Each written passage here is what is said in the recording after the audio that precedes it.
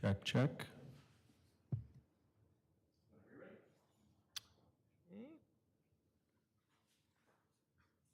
The special meeting of the Desert Community College District Board of Trustees is now called to order at 1:49. And you may join today's meeting in person at a limited capacity via Zoom webinar or watch the live stream from College of the Desert YouTube channel. These links are accessible by visiting the College of the Desert homepage. Roll call. President Hope, please proceed with roll call. Thank you. Student trustee Zarko, not here. Trustee Oden, Aye. Present. trustee Kinnaman, Present. trustee Perez, Here. trustee Gonzalez, Good afternoon, present. trustee Stefan. Present. Right, Thank you. And at this time, we'll have the Pledge of Allegiance led by Trustee Gonzalez. Thank you. Join me in placing your right hand over your heart. I pledge Allegiance to the flag of the United States of America and to the republic for which it stands, one nation, under God, indivisible, with liberty and justice for all.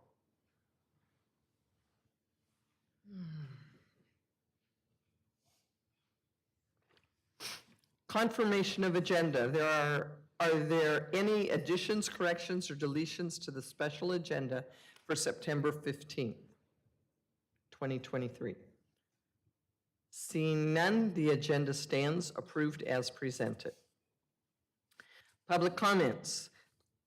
Request to address the Board of Trustees regarding regular agenda items.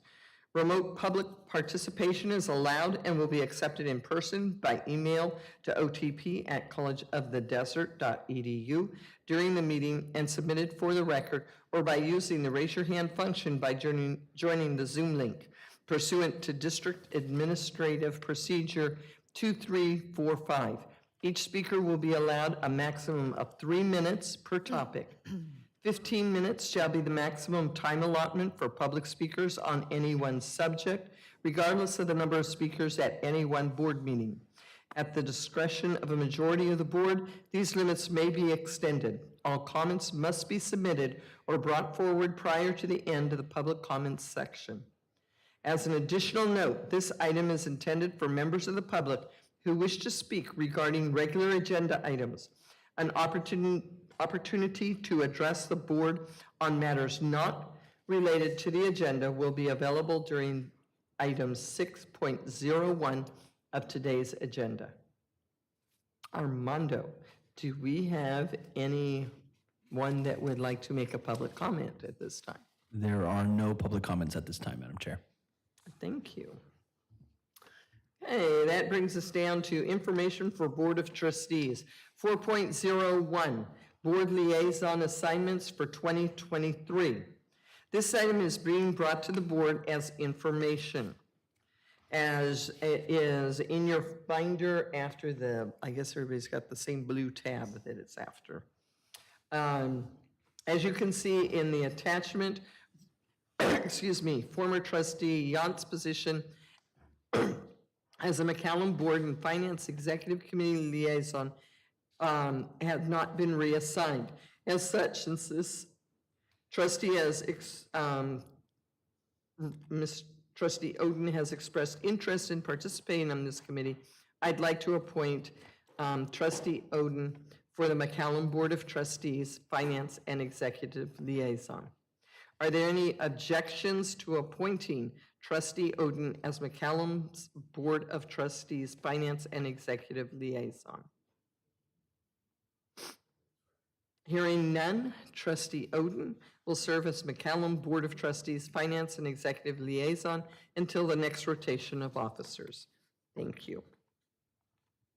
And 4.02, priority updates from the CEO. At this time, I'd like to ask President Hope to present this item. Please proceed.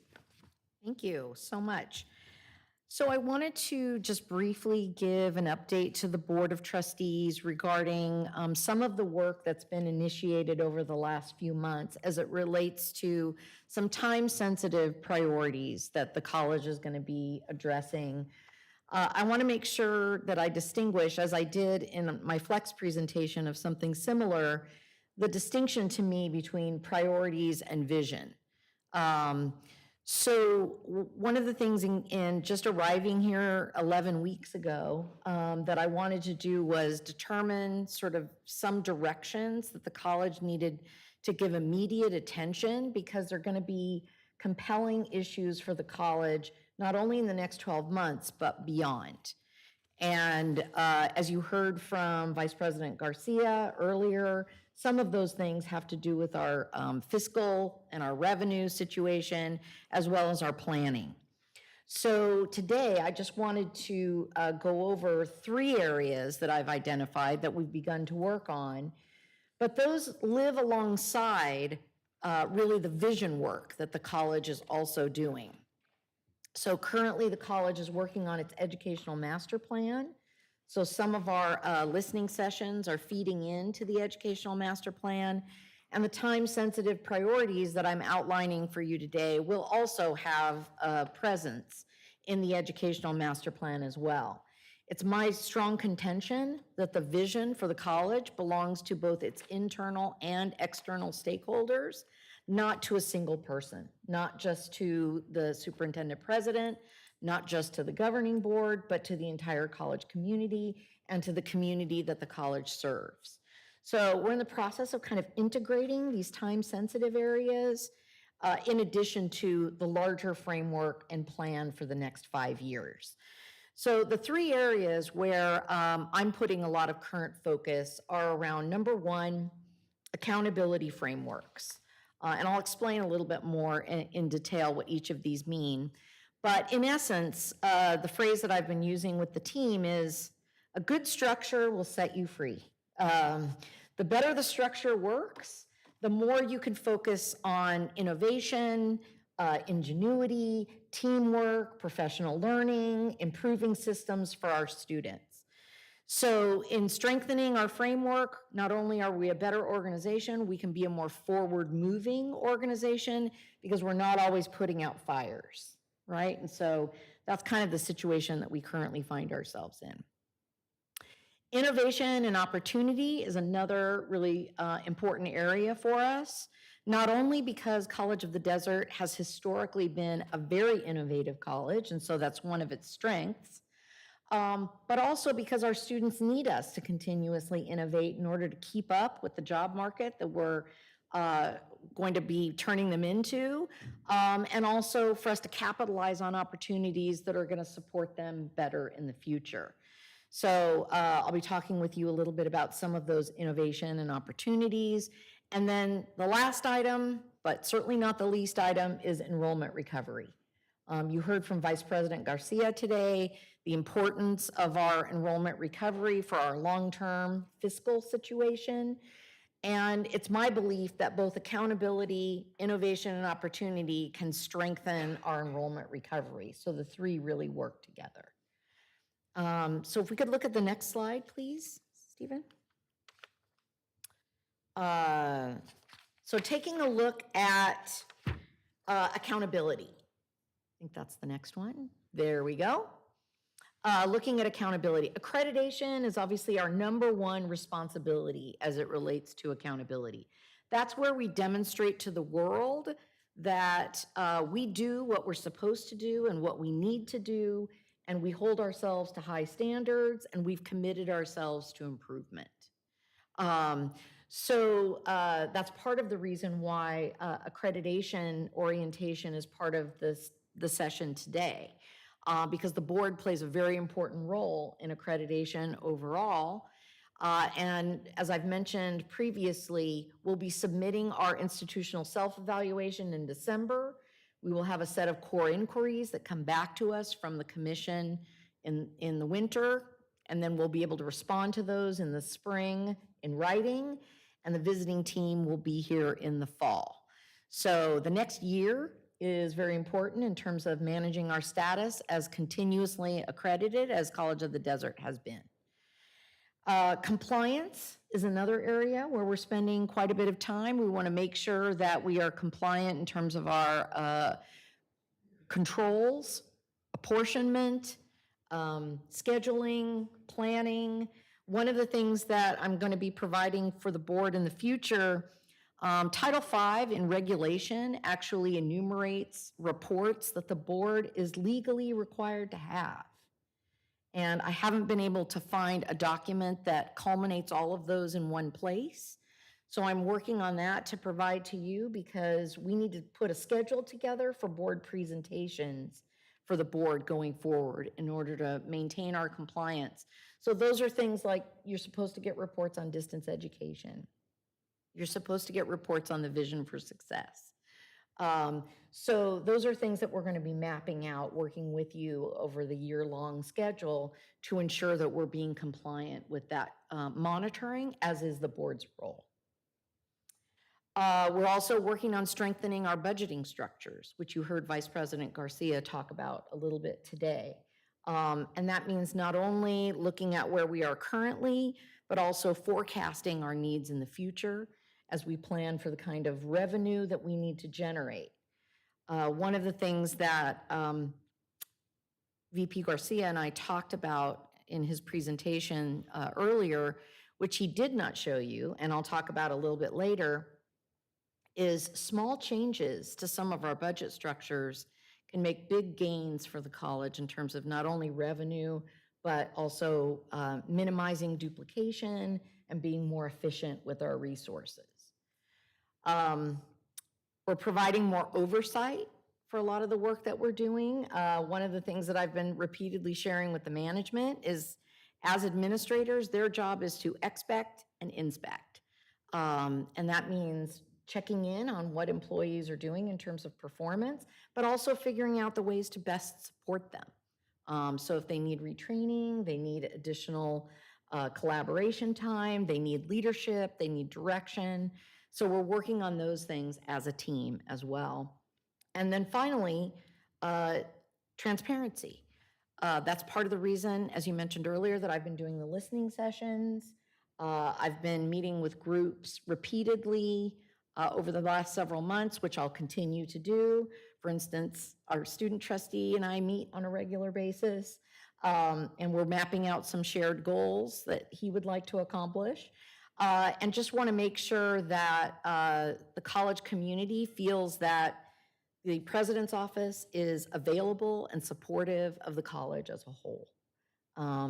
So this is kind of the slate of objectives that I'm working on as it relates to accountability. Want to make sure that I stop there in case there are any questions. I don't want to just blow by onto the next thing. Any questions or thoughts? No? Okay. All right. So let's take a look at the next slide on innovation and opportunity. These are areas where I think we've got a foothold and we've started some important work. One of the things that I'm going to be doing in the next week is meeting with the coalition of our diverse faculty and our diversity committee to work on improving the diversity of our hiring, specifically among the faculty. Our faculty is the least diverse group of employees. And so 65% of the college's employees are white and do not represent the students that we serve. And so I want to work with human resources and with the coalition of faculty of color to try to improve our recruitment processes and support the develop and expansion of our pools to ensure that we have more diverse candidates who are available for us to choose from at second level. So that's an interest that's come up previously, but I think what it's going to take is some improvement in process. So one of the first things, for instance, we've already started is we're redacting people's names and addresses from their application packets. So when people are screened, They are screened not on the basis of where they live. Sometimes employees are likely to say, well, this person lives in Texas. Are they going to want to take a job here? That's not a factor in the hiring process. So we're eliminating that as a consideration, even if the screening committee isn't verbalizing that kind of concern. It can be an implicit bias that we want to prevent. We also want to make sure that we remove people's names so people don't make assumptions about gender or ethnicity or cultural background. And so that's a step in the right direction. We're also working on, oh, I'm sorry, sir. So if you remove the names, you assign numbers? Yes, that's correct. So you'd be talking about applicant 1 or 141. That's right. We're also working on finalizing a land acknowledgement because we are surrounded by tribal territory. It's very important that our tribal partners be seen and acknowledged, and that the land that we reside on be acknowledged as part of that tribal territory. So College Planning Council is finalizing a land acknowledgement, which we hope will go into our recruiting tools.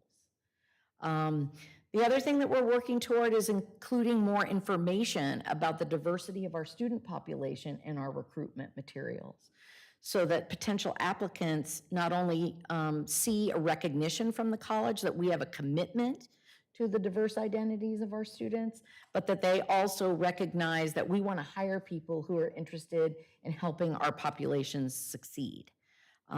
So a lot of these things are going to improve our recruitment. But there's other work that we can do too related to professional development and training around implicit bias.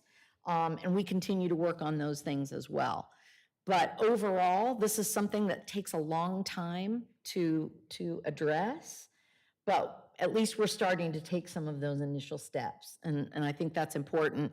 Uniformly, the national research indicates that the more diverse the faculty ranks are, the better experience students have. And so it's really important that our students see themselves in our faculty.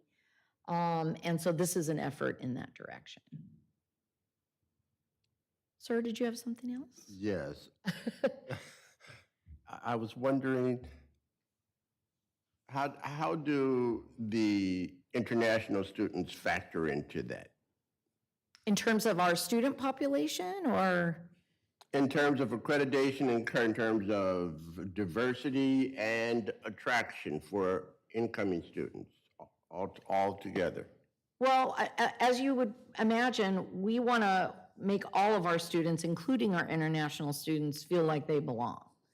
And so to the extent possible, the diversity that is represented in our international students, we would also want to have reflected in our faculty hiring. It's not always possible to achieve a kind of parallel system, but because your equal opportunity evaluation is based on your pools, not just your hires.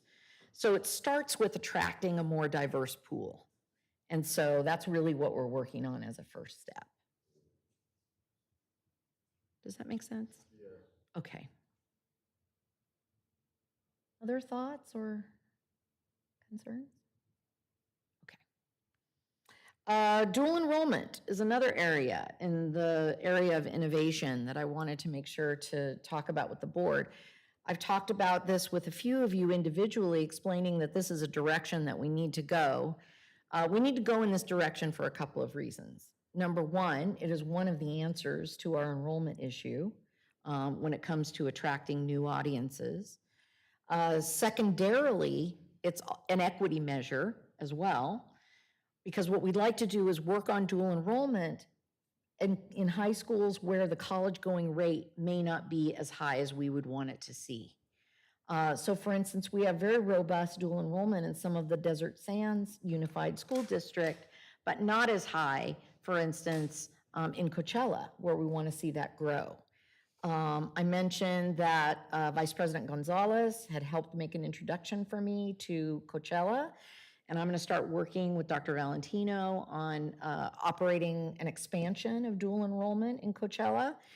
We've got a commitment from Desert Sands to also expand the practices there, and then we'll be meeting with Palm Springs next. The thing that we want to work toward, though, is some new models. The faculty in particular have some concerns about the current dual enrollment practices. They feel disconnected from what's happening in the high school classroom. And there's some uncertainty even about whether or not the instructional service agreements are being executed with fidelity. So what I've talked about with our internal and some of our external stakeholders is expanding to concurrent enrollment, which would allow high school students to enroll in our online classes, and then giving students a free period in a computer-assisted classroom where we could provide a counselor and some tutoring support, and students could go and work in their online class during that free period. That's been a very successful model at other colleges, and students are incredibly successful under a model where they have a maximum of support. The other thing that we want to explore, because sometimes it can be difficult to find high school instructors who meet the minimum qualifications to teach the college course, is a team teaching arrangement, so that the high school faculty and the college faculty teach the course together, which we think is a really rich model because the faculty also teach each other things. And that also means figuring out how to best serve the population that is at their school or in their class. So those are areas that we'd like to grow exponentially.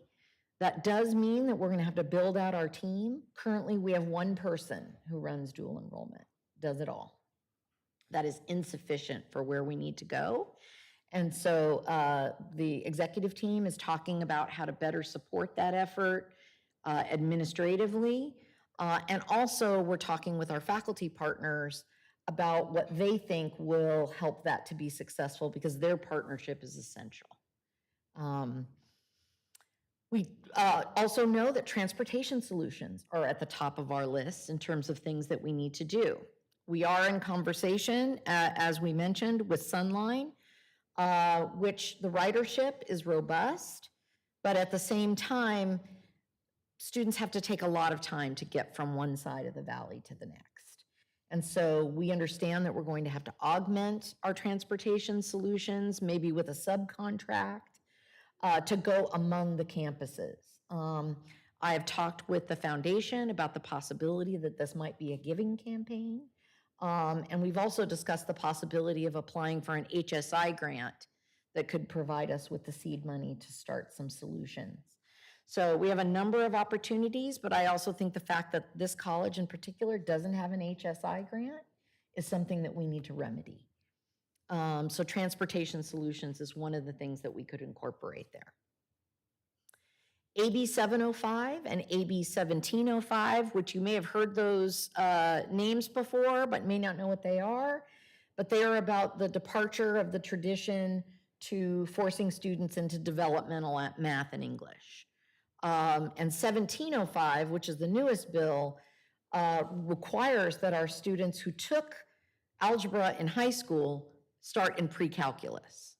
And so I'm working with the math and English departments through the deans to try to improve the outcomes of students in transfer level math and English. Rod didn't show it to you today, but the numbers of students who finish transfer level math and English in their first year is a very compelling revenue metric, but it's also a predictor of transfer success. Right now, on a 3-year average, only 115 of College of the Desert students finish transfer level math and English in their first year. 115. And every one of those students represents $1,000 to the college. So if we change 115 to 1,500 or 2,500, you can see how that changes the revenue picture, but it also promotes the likelihood that those students are going to be successful in transfer endeavors. So that's one of the things that we're very actively working on and setting some goals around that too. Guided pathways and what we're calling the STRONG framework. We're going to be branding what we're calling the STRONG framework in order to, for students, faculty, staff, and administrators to all see their role in helping students move along their trajectory. And AB 705, for instance, is one of those things. Finishing math and English is a momentum point in guided pathways. So are things like developing a comprehensive ed plan, visiting my instructor during office hours, utilizing a support service. So one of the things that we're currently working on together is an incentive structure for the behaviors that we know that students will do that improve their chances of success. So by example, we could, for students who finish transfer level math and English in their first year, incentivize that with a $100 gift card. We could incentivize the fact that I got my comprehensive education plan with lunch at Beeps. And so there are ways that we can also build a culture of recognition that help nudge students through all of the things that we know they should do in order to be successful. So we not only can honor it and recognize it, but promote it through some rewards. So we're excited about these directions, and this is a very ambitious slate of innovations and opportunities, but the college has kind of rallied around these goals, and we're excited to get started and get them done. I think if I could say the one thing that is most important about this list of things, and that is in that parenthetical, all of these lead to improved equitable outcomes for students. Because we want to see all of our students, no matter their background, no matter their economic situation, be successful, be maximally successful. And so all of these endeavors really point to more successful outcomes for students. So let me park there and see if there are any questions or thoughts about these directions.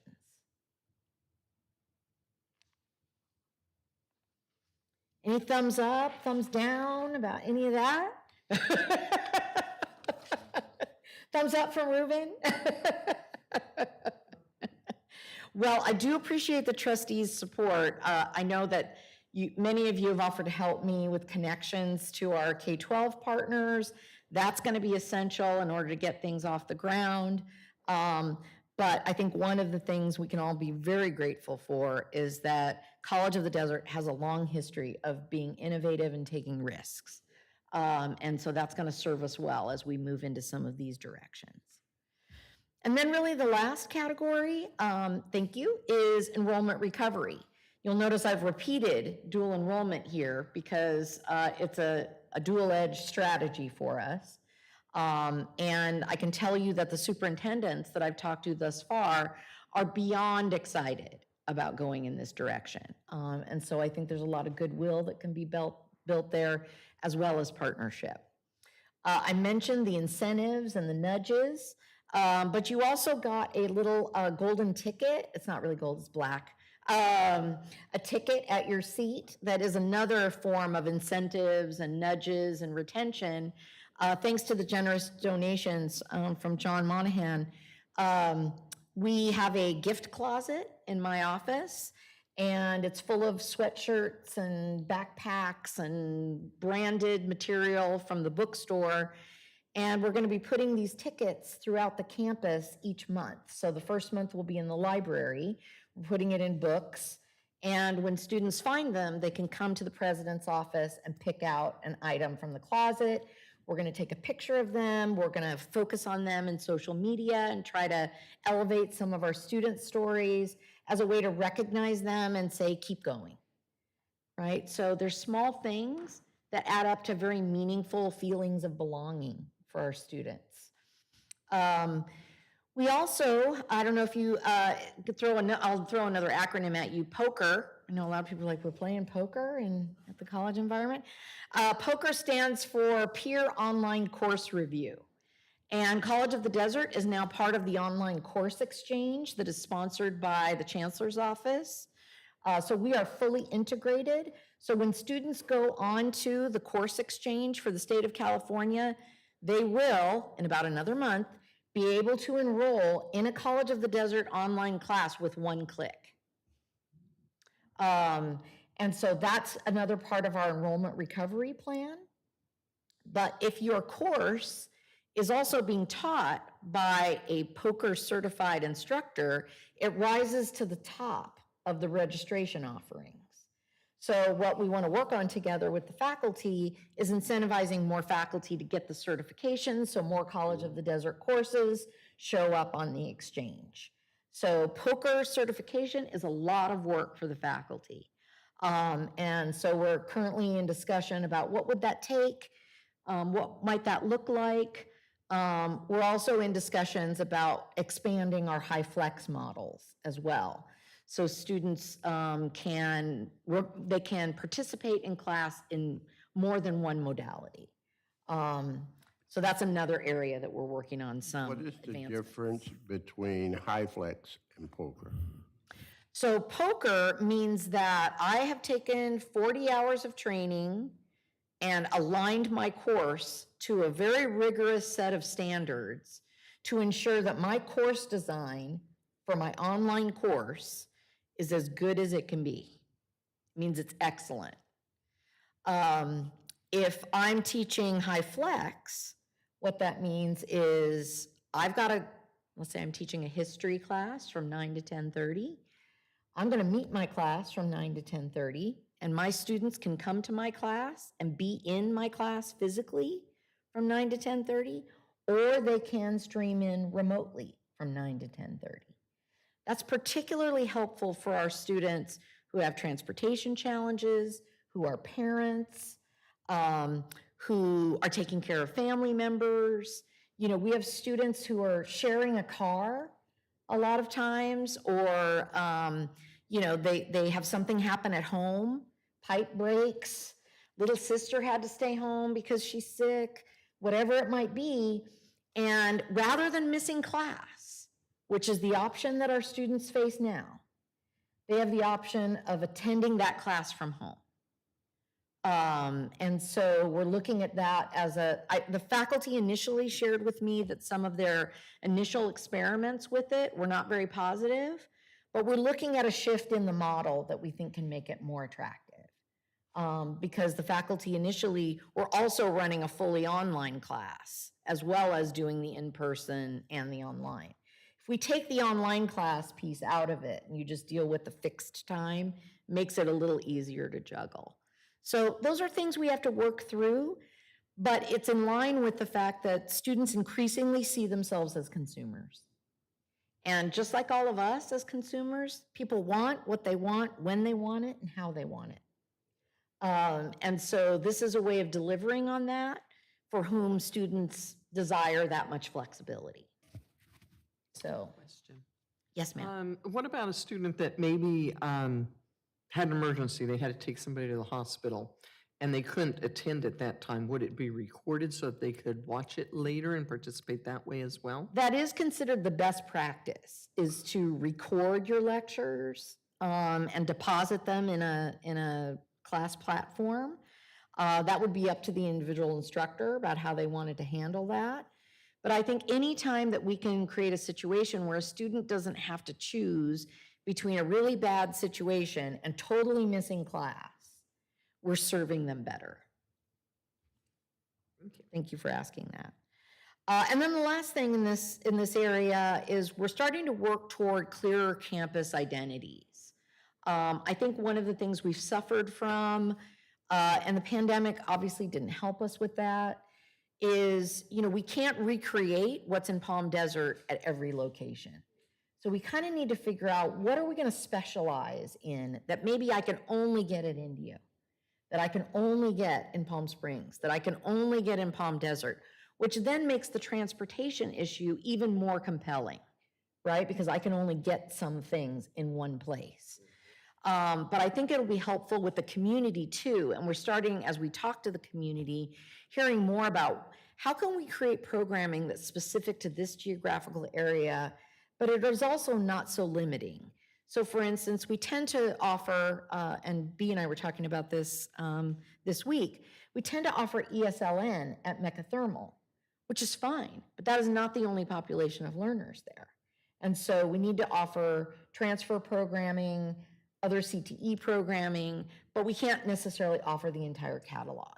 So we need to be strategic about how we identify each campus, communicate that to the community, and then help them get to where they want to go depending on what they want to study, right? So all of these things sort of mutually support each other. Any other questions or comments? I just wanted to give you in broad strokes some of the conversations we're having locally and some of the things that we're talking about, with the idea that students are at the center of all of the decisions that we make. Any thoughts? Laura, I think this is great. I think you're bringing a lot of innovative ideas, and I like the fact that you hit the ground running since you got here. If I could just make one suggestion, I'd like us to engage the Coachella Valley Adult School as well. I think there might be a pool of students that we can get from there that might help our enrollment numbers. Thank you for that. Yeah. And I'm glad you mentioned that too, because the other piece, I didn't put it in the presentation, that we're starting to have a discussion about is shorter term certification that can also get people into the workforce, and then set them up for longer term learning along the way. Most of our certificate programs take a significant amount of time, and some students may not have that kind of time. They may need to be putting bread on the table in 3 months. But the connection to the adult schools, as well as to the continuation schools and some other alternatives that people have, I think are good connection points. Thank you for that. Any other suggestions or recommendations I would love to hear? I think it sounds great. It sounds very involved. It is involved. Yeah, I really like everything that you have presented here with us today. And even though I know it's going to take a lot of work, it all appears to be very feasible. Thank you. You know, and I like that, right? It's not like a pie in the sky kind of a thing. It's like this can happen. I do like the fact that you are focusing on access, because I know, you know, I can speak for myself. When I was here at COD, I was already married and raising 2 kids. So, I mean, I still made it, you know. Back then there was limited courses that I could take in Indio, and I even took a class in my alma mater, CV High. And, you know, I mean, you did what you had to do, you know, and it's hard sometimes. And I know a lot of our students, you know, are having to work full time and trying to go to school, and that's just their reality. You know, not everyone has, you know, necessarily the financial support, you know, at home to just be able to be a full-time student. So I really like that, you know, the faculty is willing to work. I know we can't just go to being an online, you know, community college, and I understand that. But I do, you know, hope that, you know, along the way somewhere that we do take even that into consideration, where, you know, we will, like Bonnie was saying, you know, when you're a mom or a dad and you have a sick child at home, or a sick parent or a sick sibling or whatnot, it's going to interfere. And then you know, if you fail a class and it starts to, you know, then you just backpedal. And so I really like that, you know, we are taking a look at that. And, you know, I guess at this point it was like, what can we do to support you? Right? Thank you. Thank you. Well, you've already done a lot, and I appreciate the introductions to people. That helps me incredibly. And public support from the board as these initiatives come will be essential. And I just want you to know that we are engaging as many people as we can to get these off the ground. It won't all happen at once, and it won't happen by tomorrow, but we are working through a strategic plan that will get us this far in the near future. And then we can just build from there. And I have every faith and confidence that the faculty, staff, and administration at College of the Desert can pull this off. You know, if the trustees will indulge one quick story that I shared with President Hope, our office, because we tend to work with a lot of college students, and a lot of them come from College of the Desert or Kelsey San Bernardino, the Palm Desert campus, where a young man came in and he said, "Hey, can you guys help me apply for FAFSA? I don't know how to do it." You know, even though I know at the high school level there's a lot of support, but there's always those kids that you miss, no matter how much support you offer you have, and he wanted to attend a program for HVAC that was a little closer to his home. And, we said, hey, but if you do it at College of the Desert, you will also be able to accumulate credits. And so, he had no idea that that could happen. And it's like, oh, wow, so I can do what I want to do, and I will still. So, of course, we helped him do that, and that's the route that he went.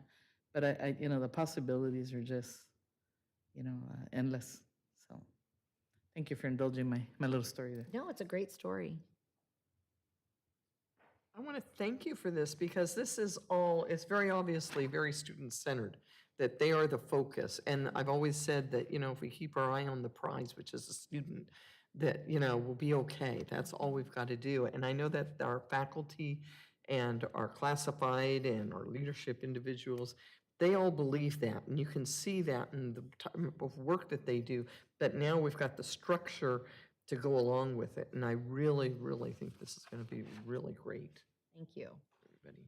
Thus far, people have been really excited. I'm sorry. Yeah, you're fine.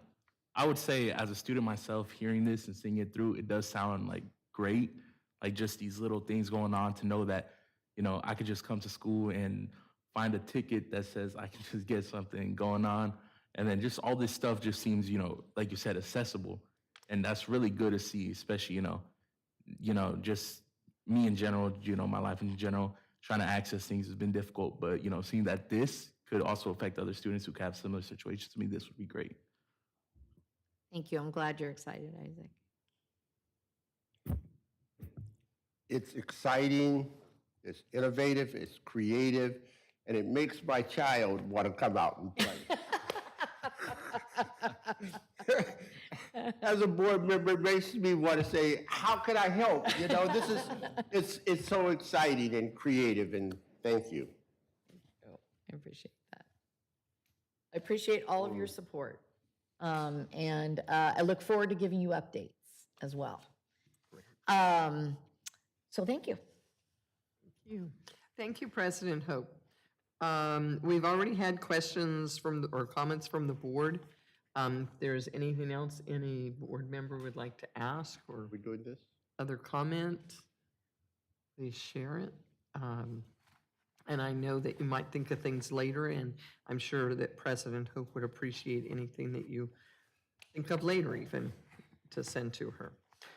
Okay. At this time, your community, your college, your valley marketing, I'm going to invite President Hope back to present this item as well. Thank you. And if the IT team could, provide us with a little glimpse. One of the things in anticipation of our PIO starting in 10 days, and yes, I'm counting, we are starting to think of some new ways to market the college. And as you see around the campus, we had a very successful campaign in the Spread Your Wings campaign. We're transitioning into another version, and what has been proposed to me, and we don't want to get it off the ground too far until we have our PIO involved, and also I'd like to share it with the governing board for any feedback, is this idea of your community, your college, your valley, and showing all the different cities that the college serves. Again, to try to reinforce this notion that we are one college district, and that we serve all of these cities and all of the people in those cities, and that we want to reflect the values of the cities that we serve and honor and acknowledge our partnerships with them. So this is one rendering of what that might look like. There's other renderings that are possible as well, but I just wanted to get some feedback from the board about this as a direction, because if we go in this direction, we want to do it big and splashy, and you'll see it all over the place. And I didn't want to be in a situation where the governing board was like, when did that happen? What happened to the wings? So this is one of the ideas that we've been discussing. Well, you want feedback? Yes, sir.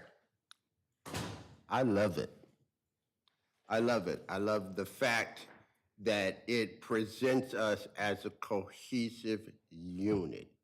It's your community, your college, your valley. I absolutely love it. Thank you. I'd like to add, I've like dwelled around and, designing stuff for marketing myself and seeing that it's so like simple. There's not so much to look at, but it also gives all the information you need. It's just great to look at, great to see on it. Thank you for that, Isaac. I know you have a trained eye.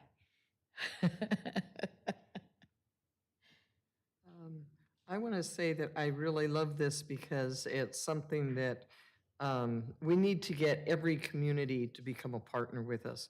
But I think we also need to include in this, I notice we see all the cities that are unincorporated areas as well. The Salton, we go all the way down to the Salton Sea. Yes. And we need to include that. We need to include Mecca. We need to include Thermal. We need all of the communities in the east end of the valley and over at the west end of the valley that we service. And I think there's even a little small community up at the top of the hill up there Bermuda Dunes and, yeah, in Bermuda Dunes. Indio Hills. Yeah. There's a place down that way, I think, that we service. I'm not, Madam Chair, I don't I know, don't think we service Garner Valley. Mr. President, I'm sorry. I don't know how detailed you want to get with the map, but we also have our tribal communities. True. Yes, that's true. That's a good catch. And then maybe we can get some of those Chamber of Commerce's to get together and maybe help us with some of the funding or get some volunteers from some of the businesses that will become more involved with the college. That would be great. Would the board like me to bring back another rendering that represents those other areas? I like Not the initially. concept. I don't know, if we're going to use this, I don't know how cluttered it might become if we add too many Well, things, but We'll get creative. See what Okay. we can do. yeah, sure. Okay. Could Terrific. always put them on the side, right? Trustee Circle? What would you think about that? Since you dabble in design. You know how the sides don't have anything? Would that be a good place for it, or? I mean, another thing is, if as it is a map, a good thing that's usually worked well is map legends that showed like the set of, whatever. So especially with cities like this, depending on, scale wise, you could definitely lower font or you could put it on a different position. But if you really want it together, like President Hope said, creativity is where it really plays in. Off the top, I can't really think of too much, but definitely like being able to section things organized without it being, too much and too eye-boggling. It could definitely have potential, especially with as many areas as we do have in the valley. It'll come to you at 2 a.m. Exactly. That's when all the Don't great text me ideas then, are. Isaac. I'm sure the PIO can help when he gets there in 10 minutes. Exactly, in 10 days. Well, thank you for your feedback. I very much appreciate it. You know what's the other, and maybe I'm just being petty at this point, but I would even maybe consider, instead of our Hour. like our community, our college, our valley. So that Okay. it's kind of a shared. Yeah, I like that. Just something that came to me. Is it 2 p.m? So instead of 2 a.m, it's 2:30 in the afternoon. Yeah, I like that. Thank you. That's because you didn't get much sleep last night, right? Yeah, sometimes I function better with less. On the edge. Plus, Irene has these really good coffee flavored candies. know. I think that did it for me. Thank you. Well, thank you so much for your feedback. Much appreciated. And I'm sure if any trustee has anything else they think of at 2 a.m. or at another time, you can email President Hope. I'm sure she'd appreciate that. Thank you for your time. So thank you, President Hope. And those are great ideas and great suggestions from everyone. At this time, we're going to move into study sessions. The Board of Governors are going to have a study we are going to have a study session on board governance, roles and responsibilities, ethics issues, and Brown Act obligations. This might be a review for some of us, but it's stuff that we need to reiterate repeatedly because these are things that are very, very important, and sometimes they're very easily forgotten. So we just want to make sure that we've covered our bases. It's better to have the information over and over again rather than to forget it. So at this time, I'd like to invite the district's legal counsel, Alicia Stein-Manis, to present this item. And welcome back, Alicia. And I notice they're going to make you stand this time. I was gonna say, if I had known that you were gonna switch this up on me, I would have worn different shoes, but that's okay. I was wondering if there was a table, because, I don't know, sometimes I like to spread out or something, but there are supplies. They're short.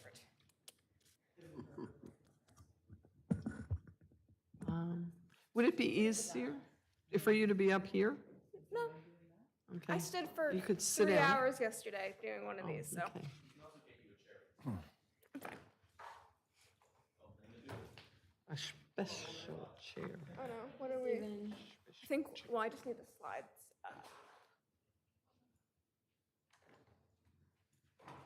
Oh, it's fine, I can stand. Oh, see, I- that way I you stand, can, I appreciate it. I you was can just put making a all joke. of your equipment I out. was trying to be funny, They're trying to be accommodating. but I do appreciate that. No, I can stand. And then. Okay, while they're getting this up, I've been told I have 90 minutes. There's a lot to get through. I will certainly take questions throughout because we're going through different topics, but if I get behind, I may say, let's wait till the end so I can get through all of these materials. So this training is on board governance, board roles and responsibilities, ethics issues, and Brown Act obligations. 4 of you, and Armando, should remember that in March you had 2 special meetings on similar trainings. You've already discussed some of these issues, but now you have a new student trustee, a new trustee, and a new superintendent president. So it's always important to make sure that you are all on the same page, even if you're getting, professional development and trainings at conferences. So I'm going to go through at, I would say, more of a 30,000-foot view, these topics.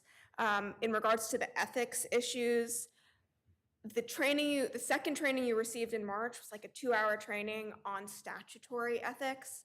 What we're going to focus on today is more of the ethical issues tied to your board policy 2715, and then at a later time I can dive into more detail on the statutory ethics obligations. There are a few slides specifically in that section where I've listed the relevant statutes. I'm not going to cover them at all, but I just wanted to provide them to you so you have that information. If you have questions about statutory obligations, please funnel them through President Hope and she can shoot those questions to me. And then as a reminder, I believe that ethics training was on March 13th of this year. So the video should be on YouTube and the slides should be up if you would like to go back and look at them. So this is what we're going to cover in the next 90 minutes. In regards to governance, how the board has authority to act, the governance structure of the district. Then we're going to briefly talk about the board roles and responsibilities as well as the superintendent president's roles and responsibilities. We're going to touch on ethics issues, and in terms of efficacy principles, we're very briefly going to talk about how board meetings operate and how they should operate in order to be most efficient. And then I'm going to cover some Brown Act issues. I'm not going to go into as much detail as the detail that was provided to you in one of the March trainings because of the limited time. So what I've done is I've worked with President Hope to identify what we believe are the most important issues that you as trustees need to be aware of. And again, if you have questions, I'm happy to answer those questions at another time. So, as you know, you need a quorum to act. Because you have a 5-member elected board, a quorum is 3 trustees.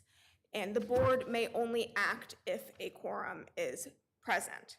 If, as you had a few months ago, when you had only 4 members of a board, you had a trustee vacancy, still the quorum is 3.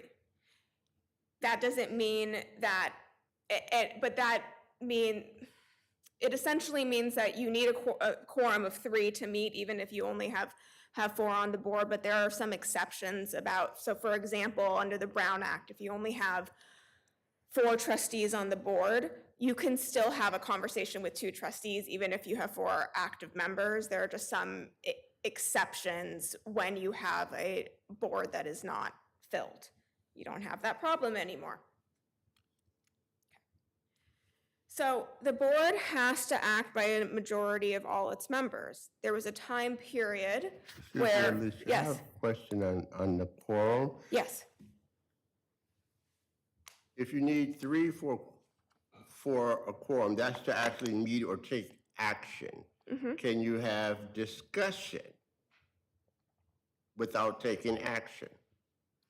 So you need I don't know what just happened there. We transitioned away from the slides. When you're talking. Oh, okay. Don't like looking at myself. Okay. So we'll talk about the Brown Act later on, but in order to even the Brown Act covers situations where you're not acting. So a meeting, even to discuss, is covered by the Brown Act. So you cannot meet unless you have a quorum and unless that is properly agendized, which is why as one of the district's attorneys, I continuously remind staff, the board, that you should not be having conversations of more than 2 trustees at a time if you don't have a properly agendized meeting. Okay, I'm saying the meeting's agendized. You get there and you're supposed to have 3, but only 2 show up. Can they discuss anything? No, you cannot convene a meeting unless you have a quorum. All right. So, yes. We wouldn't be able to operate as a subcommittee or anything like that? Like I know the state legislature, whenever they don't have a quorum. Trustee Perez, if you could check your mic, please. Thank you. Yeah, whenever the state legislature meets and they don't have a quorum, their committee can operate as a subcommittee until they get a quorum. Is that something that we're allowed to do? So I would have to look at, one, what your board policies are, but I will say that the rules that I'm discussing today are specifically about local governing bodies. So the Brown Act is actually under a section of the government code that's about local governance. So there's a possibility that at the state level, the rules are a bit different in terms of those issues. Now, you are all on subcommittees. You do have subcommittee meetings, but I assume I have not looked into the rules in detail. But my understanding is that you still have certain rules related to how those subcommittees function. But if I am working with a subcommittee of the board, yeah, I can email 2 of you and say we need to meet, and you can have those discussions. But as you'll see on the slides, you can't take action as a subcommittee that binds the district because you don't have a quorum. But if certain responsibilities are delegated to that subcommittee, the subcommittee can act in a certain way, which then reports to the board for the entire board to act. That makes sense. Thank you. Sure. And I'm not going to go into detail right now, but generally the board acts by the majority of all its members, not just the majority present. So if one of you is missing from a board meeting and you only have 4 here and there's a motion on the table and there are 2 yays and 2 nays, the motion fails because you don't have a majority of the membership supporting a motion. And then I won't really at this point talk about supermajorities. There's another slide where I address that, but there are a few exceptions where the board can only act if 2/3 agree or by unanimous vote, and that often is tied to emergency meetings. So I like to include this slide at the beginning of this presentation to kind of ground ourselves and why you're all here. This is the California Community College system-wide mission statement. and it addresses access, equity, and success. President Hope was just talking about that in her informational item as well. And College of the Desert's mission mirrors a lot of what is up here, and I'll read it to you. College of the Desert is an inclusive, student-centered community college providing high-quality degree, certificate, and transfer programs that are accessible, affordable, and responsive to the diverse needs of students in our community. By preparing workforce professionals and leaders, the college enhances the local economy, closes persistent equity gaps, and improves the quality of life in the Coachella Valley and surrounding communities. So I don't need to talk about this. This is where you're grounding yourselves. You are here for students first and foremost.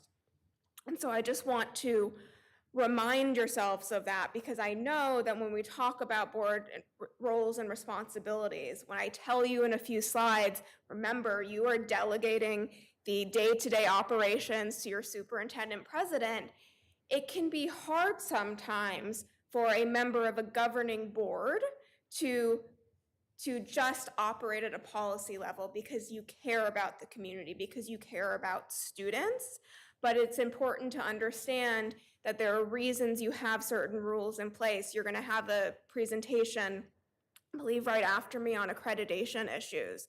And so understanding how your mission, how your roles and responsibilities, how your accreditation standards operate together is important in order to ensure that you are operating in support of your mission, in support of the system-wide mission.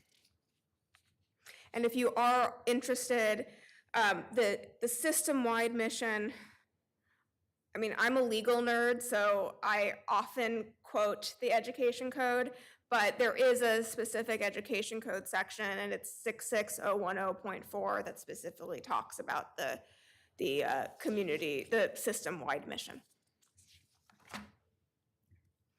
So this is the structure of your college. Your communities elect the Board of Trustees. You have 5 elected members of your Board of Trustees. Your board has areas 1 through 2, 3, 4, and 5. That is how your community elects you. So if you live in area 1, you can only vote for candidates who are running for area 1.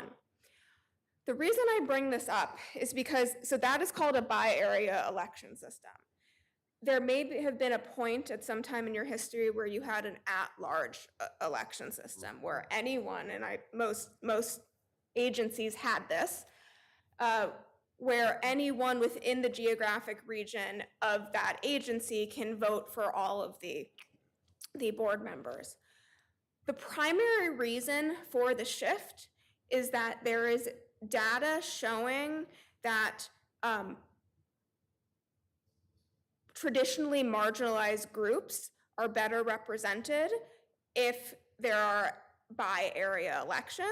And in fact, the California Voting Rights Act basically says that at-large districts are presumed to underrepresent certain communities. And so most community college districts have moved to this by-area election. The reason why I think it's important to mention that in the context of when we're talking about governance is that even though you are elected by a subset of College of the Desert's constituents, once you are elected, you represent the entire district. That it says that in your board policy 2715, addresses that in accreditation standards, and that is the expectation. Now, you may have the pulse of certain communities because legally you have to live in the area that you represent. So you may understand things about certain communities better than others, especially for a district as large as College of the Desert, but that doesn't mean that when you are making decisions that you are just thinking about those individuals. You have an obligation as an elected official to consider the constituents of your entire geographic region of community of College of the Desert. Your You are a policy-making body. You are the legislative body of the community college district. One of your primary roles is to hire and evaluate the CEO, the superintendent president. Then, once you do so, the day-to-day operations of the district are delegated under accreditation standards, under your board policies, to the CEO. And we'll talk about what that means, but that is the structure of the district. The way I describe it is a board of trustees has one employee. That employee is your CEO. It's your responsibility to hire them and to evaluate them. And in evaluating them, you're holding them accountable for the day-to-day operations of the district.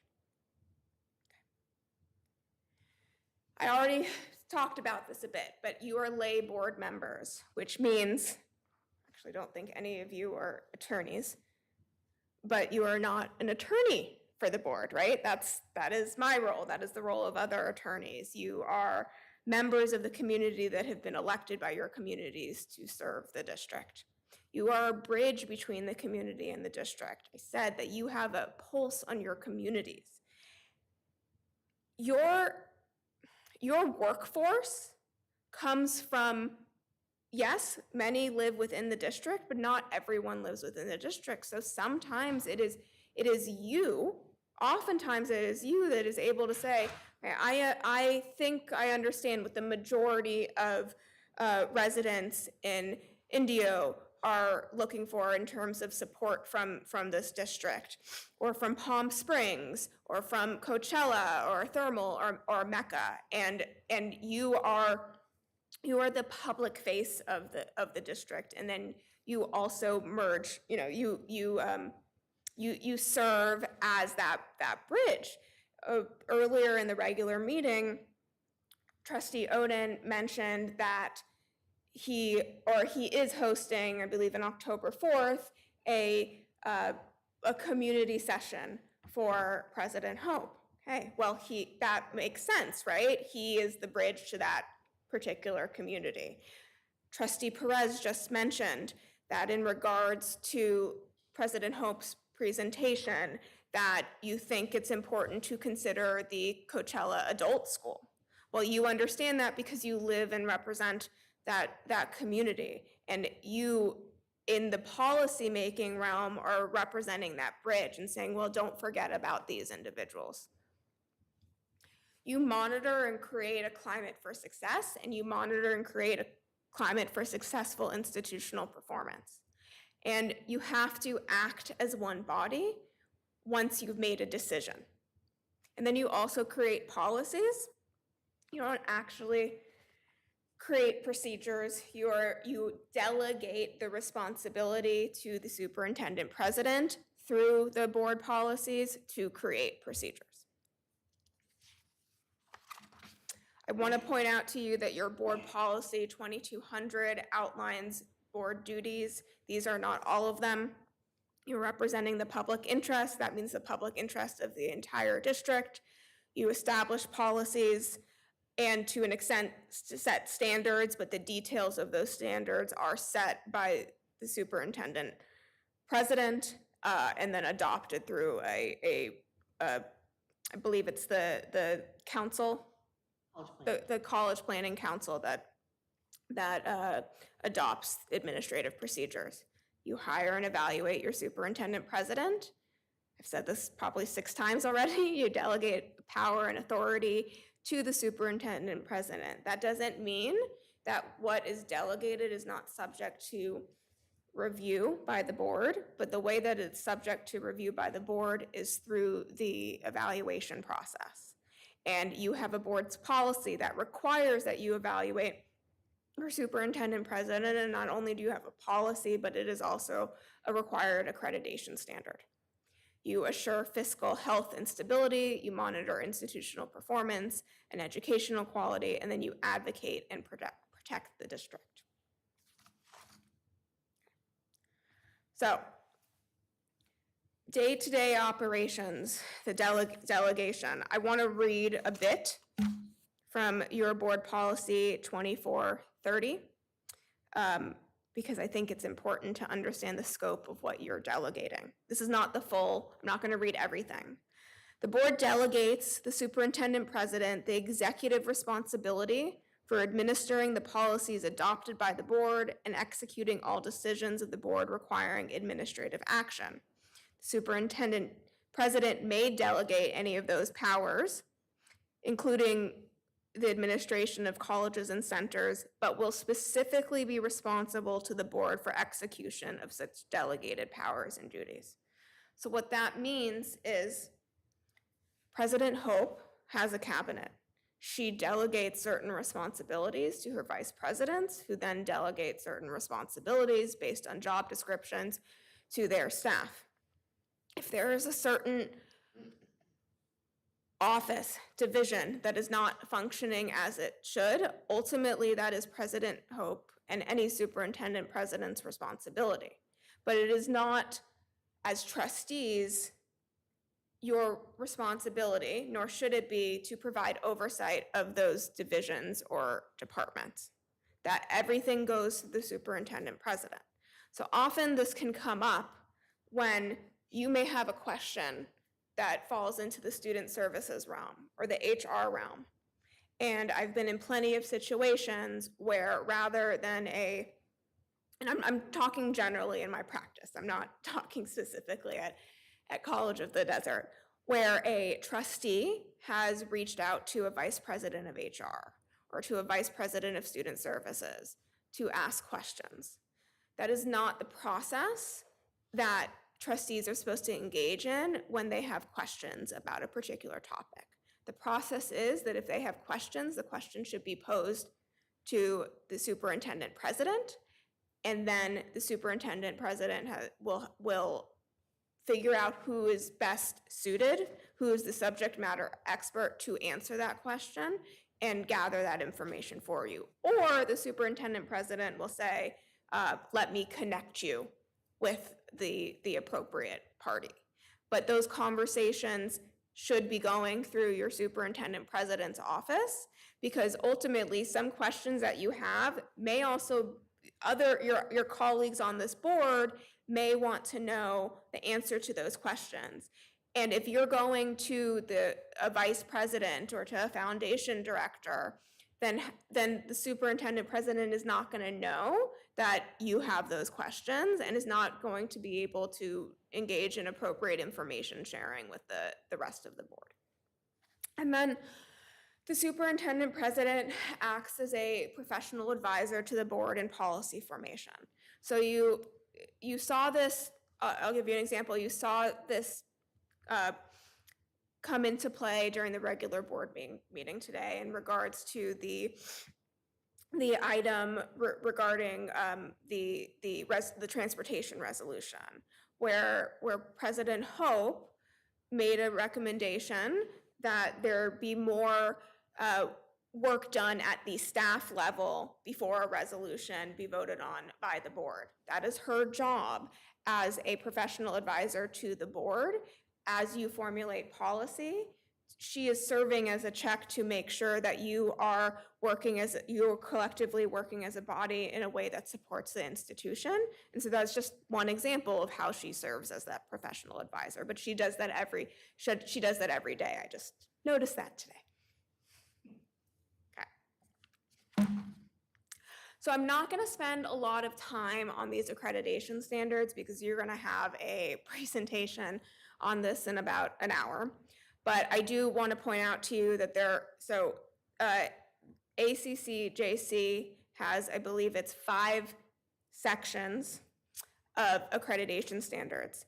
And under section 4, standard 4, there is a specific section. It's now 4C. They're actually changing the numbering system starting next year, but specifically about board duties and responsibilities and limitations in regards to what the board should and should not be doing. So there are requirements that you're delegating the day-to-day operations to your superintendent president. There are requirements that you're holding your superintendent president accountable. There are requirements that you understand the accreditation process and status, and I know that you have in the past received trainings on this, but under President Hope's tenure, you're now starting that process again. You're going to have your first of many conversations about the accreditation process. And then you also have specific responsibilities to uphold your board codes of ethics and conflicts of interest policies. I've mentioned multiple times Board Policy 2715. That is your code of ethics that is applicable to you as trustees. Your conflict of interest policy is Board Policy 2710. Said this already, but the district acts through the board by majority. No single trustee has any more power or authority than a member of the public. So if I, in closed session, share some legal information with you, if I'm providing you a legal opinion, whether it's in closed session, if I'm sending you an email regarding a legal issue, anything like that, I have privilege. You have an attorney-client privilege with me, with my firm. The board holds that privilege, not an individual trustee. So the only way to waive that privilege and to make that information public is if a majority of the board decides to waive that privilege. So it's important not to share confidential information with legal counsel. There is also official information. There's something called an official information privilege. There's something called a deliberative process privilege. Those are privileges that are held, and those often come up in the context of closed session and just decisions that you are discussing that are under the Brown Act supposed to be confidential because of other privacy considerations. I'll talk about those later, but understanding that you have responsibilities related to confidentiality that can only be waived if a majority of you agree that it should be waived. And there would be a good business justification for waiving that privilege. There are exceptions. Your Board Policy 2210, which is the policy on board officers, delegates certain duties primarily to the board chair. I've listed them here. For example, the board chair is responsible for ensuring that as trustees, you're all in compliance with Board Policy 2715 regarding the Code of Ethics.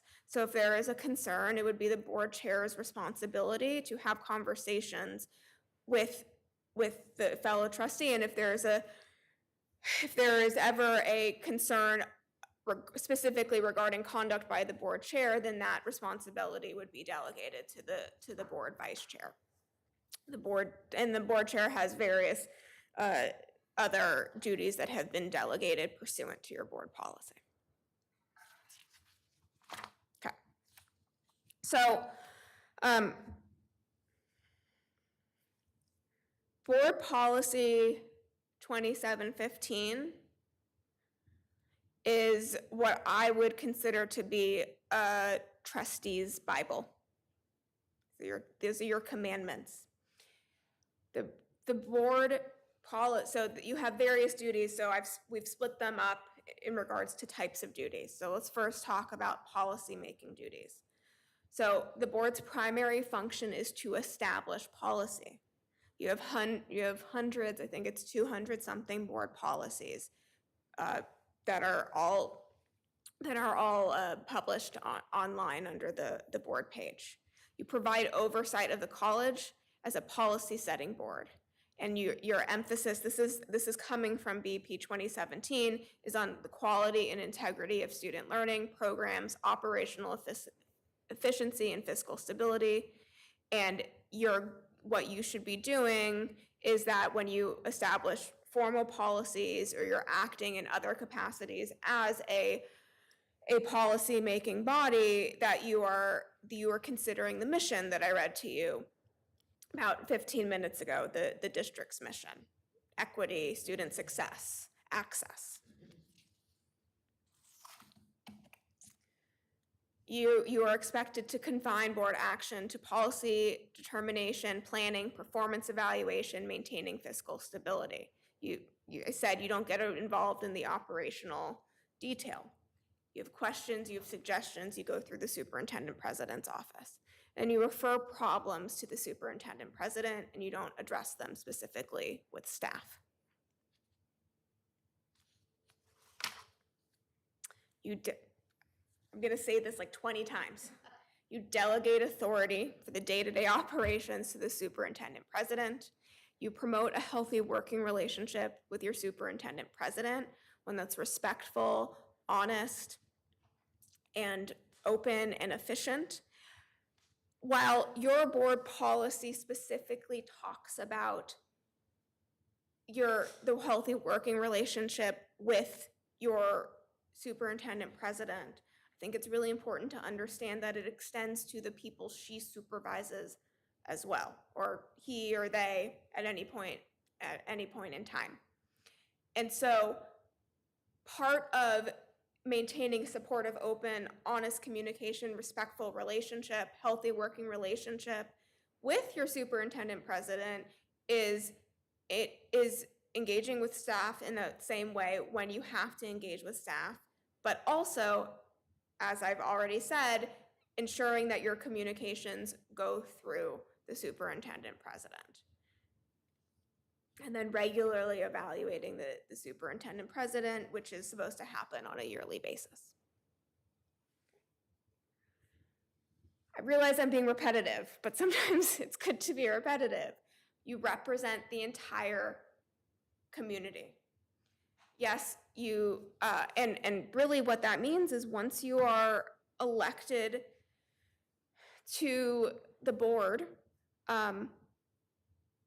your personal interests go away. You focus on your community interests. You focus on, that doesn't mean that when you have a pulse on a certain community, you're saying, oh, I'm gonna ignore that because I have to focus on the entire district. What it means is that you have to understand that sometimes there are going to be compromises, but that you can still advocate for certain communities that you represent, while understanding that ultimately your decisions are going to apply to board area 1, 2, 3, 4, 5, all students, no matter where they are coming from. You avoid conflicts of interest or appearances of conflicts of interest. So again, I'm not going to talk about the statutory conflicts of interest issues today, but I think part of avoiding appearance of conflicts of interest is being transparent. If you feel that you cannot consider the full picture, represent the interests of your entire constituency across the entire Coachella Valley, that you should not be taking part in a certain vote, then you should bring that to the attention of your superintendent president. And if there are concerns, she will bring that to the attention of legal counsel. You don't use your position for personal gain or personal prestige. So that means you follow district policies and procedures when you engage with various constituencies or stakeholder groups in your community. And then you avoid the perception of both favoritism and animus. So you treat everyone equally, just like you expect all of your staff and faculty to treat everyone using the same standards. And you put aside if there is personal animus in order to serve the best interests of the district.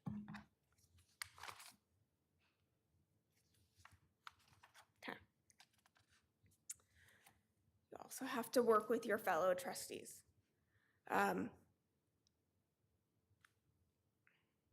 You have to serve as role models.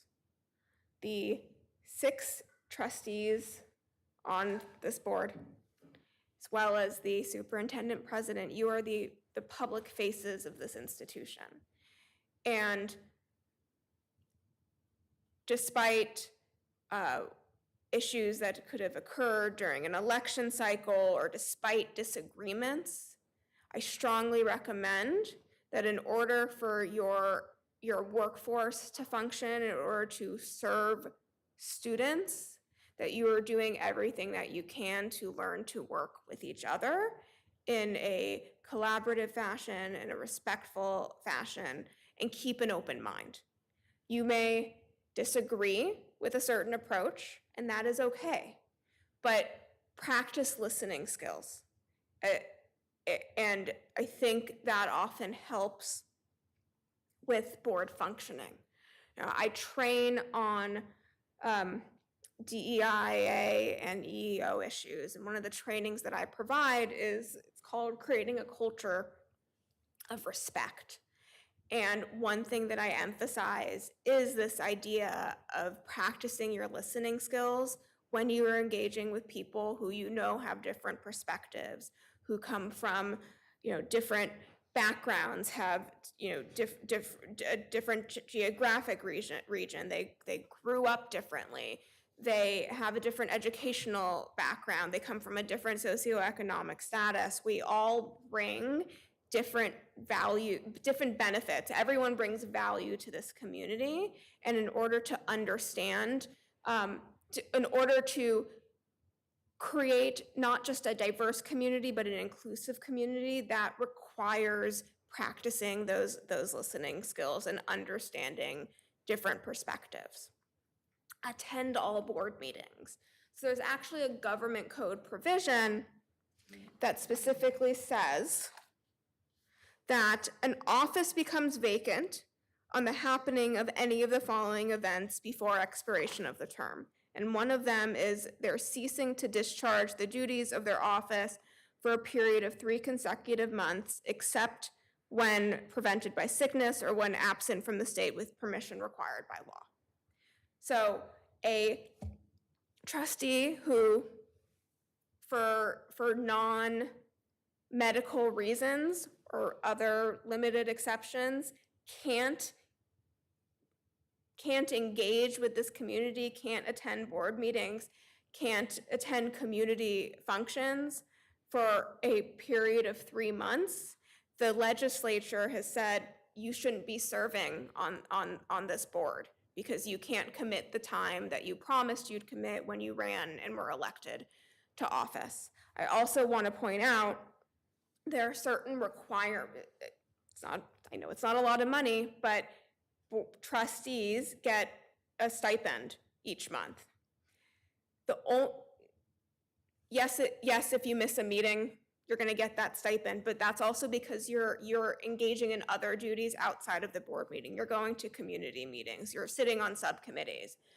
But technically, if you take an entire month and you don't do anything in support of your district, you shouldn't be getting that stipend. So I just think it's important to remind you that not only are there statutory requirements, but you also have policies and procedures specifically related to your ability to engage as a trustee as the voters intended. And then you devote time, thought, and study necessary to your position as a trustee. I know many of you have and will continue to, and study on your own is great, but also there are so many conferences available for you where you have professional development opportunities as trustees. So I encourage you to take advantage of those professional development opportunities and engage with your trustee colleagues at other districts as well. In fact, you have a big conference in November coming up in your district. And I know that that this board has approved all 5 of you to attend. And I think that that's wonderful. You exercise power only as a majority. You uphold majority decisions of the board. Really what that means is if the board takes action and the action is approved, that means a majority of you, at least a majority of you, have approved that action.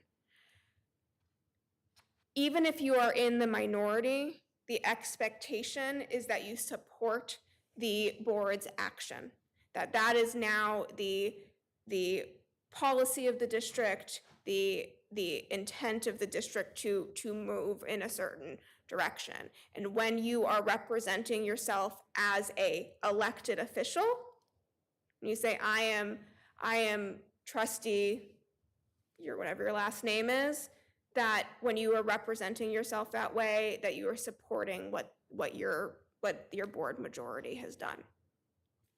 And then you comply with the Brown Act. Talked about this already, but maintaining confidentiality is really, really critical to a proper functioning of the board. So that is attorney-client privilege. That is the confidentiality of items that are maintained in closed session. So as you will hear under the Brown Act, certain personnel matters can be discussed in closed session. One of the reasons for that is that employees have privacy rights under the California Constitution and under various statutes. So not maintaining confidentiality can impact the privacy rights of your workforce, of an employee, and that can lead to liability.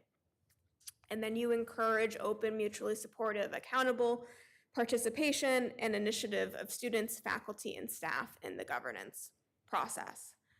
Know that you've seen over the last, I think, 2 or 3 board meetings that administrators are coming to these meetings too.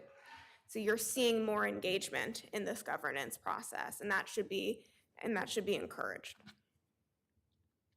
Enforcement. Okay. So Administrative Procedure 2017 is how Board Policy 2715 is enforced. So what, if there is a, let me put it this way. There is a process by which any member of the community can submit a written complaint to the board chair or the board vice chair if the complaint is against the chair, alleging violations of the Board of Ethics. And if there is a written complaint, then there is an obligation of the board chair or the vice chair, if the complaint is against the board chair, to appoint a subcommittee to investigate the allegations and then make a recommendation based on those investigation findings as to next steps.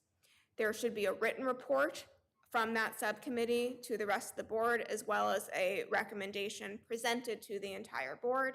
And if there is a violation of board policy 2715, then what Administrative Procedure 2715 says is there are various options up to and including censure that can be recommended that the board engage in as it relates to those violations. So what Administrative Procedure 2715 says is that based on the findings of the investigation, the board may take any or all of the following actions. First, if there's no violation, then determine there isn't a need to take action. You may say, the subcommittee may say that no corrective action is necessary. The subcommittee may recommend simply a warning for a violation of the board policy, a reprimand, or at most a censure. And so what the Administrative Procedure says is regards to censure is that the censure shall be made publicly and may expressly warn the college community in public that the violating trustee has no authority to speak or act for the board or the college, but instead is acting on their own, publicly disavow the misconduct and reaffirm that the board finds such misconduct unethical and unacceptable and does not condone or tolerate such misconduct, and to the extent the misconduct involves violations of public meeting laws, including the confidentiality of closed session meetings, take action to protect the lawfulness of the board meetings. So your Administrative Procedure 2715 specifically lays out this process. There is no may investigate, there is a requirement of investigation upon receipt of a written complaint. I'm not going to go through these next few slides. I mentioned that there are specific statutory provisions regarding conflicts, ethics, and conflicts of interest. These are just for information purposes. I briefly explained what they are, and so at a later date, I believe I will be before you again, and I will go through in detail what these provisions say, but I just want to flag them for you if you have any questions in the meantime. Okay.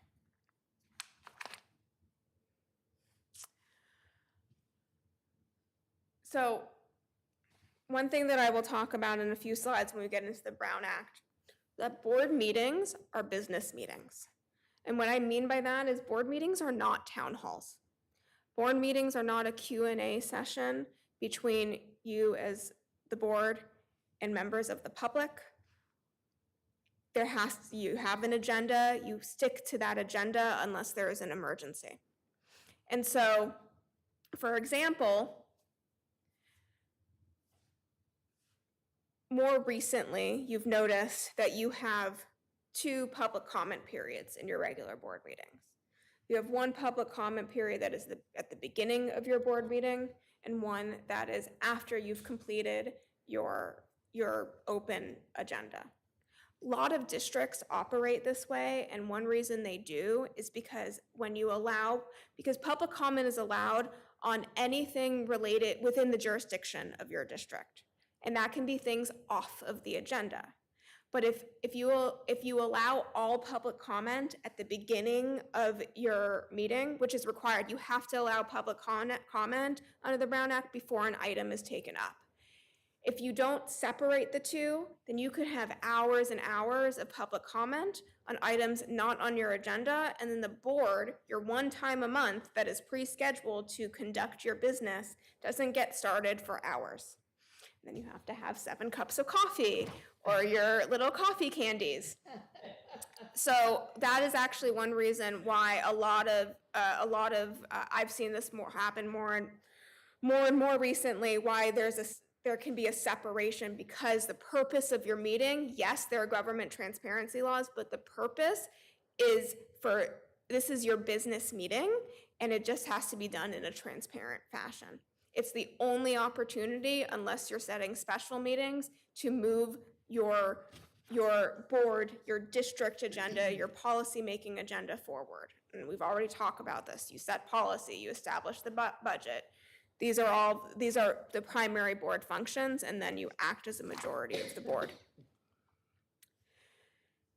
So I've said this already. You are deliberating with your fellow trustees in the presence of the public, but you're not talking to the public. The government code actually says you cannot engage with public comment. The most that is usually done is the board chair says, "Thank you for your comment." And that's it. And sometimes those comments at the end of your meeting may trigger, under the future agenda item, you say, "Oh, you know what, that was actually a good point. Can we add that to a future agenda? I'd like information on what was addressed in public comment." But there is not supposed to be a back and forth because that is not the purpose of your public meeting. And that is how you operate efficiently. You finish your meetings in an hour and a half or 2 hours instead of 6 or 7 hours. Okay. As I said, so I believe the last time you had a Brown Act training, there was a lot more detail, because I'm trying to fit a lot into 90 minutes, and I'm actually ahead of schedule. Along with President Hope, I picked Brown Act topics that I think are really the most critical to understand as trustees.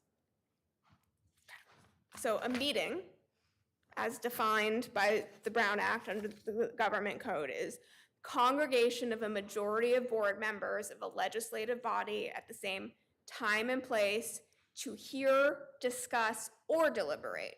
Note the or. You don't have to deliberate. It can be hearing or discussing on any item within its subject matter jurisdiction regardless of reaching collective concurrence. So to Trustee Oden's point, you can just hear something, you can just discuss something, it's still considered a majority still has to meet under a rightfully established meeting because of these Brown Act provisions. Okay, case study. Community College District held a welcome reception for the newly hired superintendent president. Four of the five board members were able to attend. The members did not discuss any particular issues related to the superintendent president's employment or related business, but one of the members commented that he was elated by the fact that the new superintendent president grew up in the district's boundaries and took classes at the district when in high school. Was there a meeting under the Brown Act at the welcome reception? No, there was not, because no specific business was discussed. You need more than one stray comment. However, I still advise some caution. So, for example, if you are all at an event together, I would strongly suggest that you're not standing in groups of 3 or 4 or 5 together because of public perception. That doesn't mean that you're violating the Brown Act if you all 5 stand together, but there are risks involved if you have a community member that thinks you may be. And then it opens you up to inquiry. At graduation, you certainly can all sit 5 in a row, but I've also seen circumstances where it's 2 and then someone else, and then 2 and someone else. You don't have to do that, but I'm saying that public perception can also cause issues as it relates to the Brown Act, so just exercise caution. So, serial meetings are often where trustees inadvertently create Brown Act violations. So a meeting can occur in informal sessions, in conferences to discuss public businesses, in telephone conversations, in email, in virtual conferences. So if I have to, actually, I'll use President Hope as an example.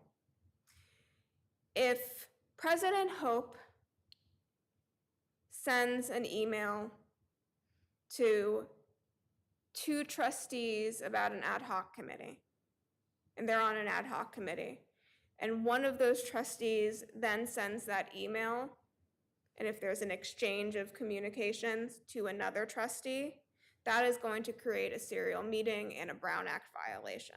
There should not be a discussion in emails through forwarding functions. Those conversations have to occur in a properly agendized meeting. Another thing that can happen. Let me actually go to the next slide first, and then I'll talk about it. So here's another case study. The president superintendent creates a new policy which alters the response to the district's sexual assaults on campus. She meets separately, individually, and privately with members of the board to provide information regarding the policy, but she does not communicate or share comments or the position of any member.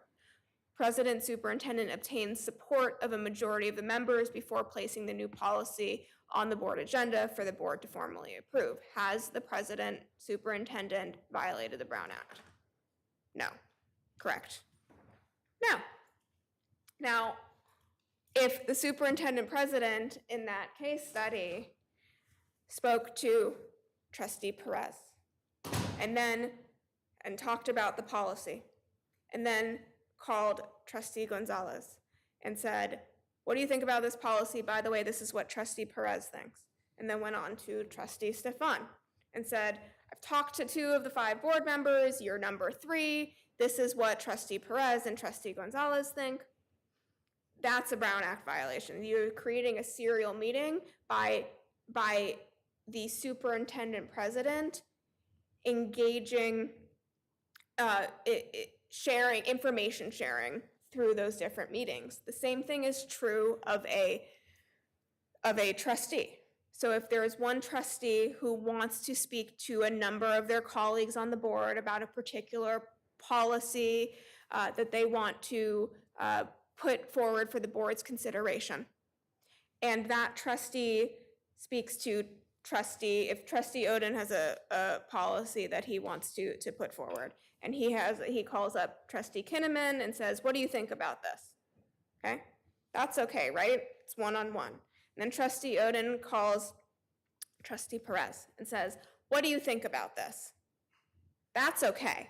He hasn't yet shared what Trustee Kinnaman thinks. But as soon as he shares what Trustee Kinnaman thinks with Trustee Perez, that is information sharing between a majority of the board, and that creates a Brown Act violation. So yeah, you can have conversations with outside of meetings with your colleagues on the board. You have to make sure that you're not sharing what you've shared with other trustees, and you're only sharing with more than 2 trustees if you are in a properly agendized meeting. Does anyone have questions? Yes. Can only elected officials violate the Brown Act? So, no.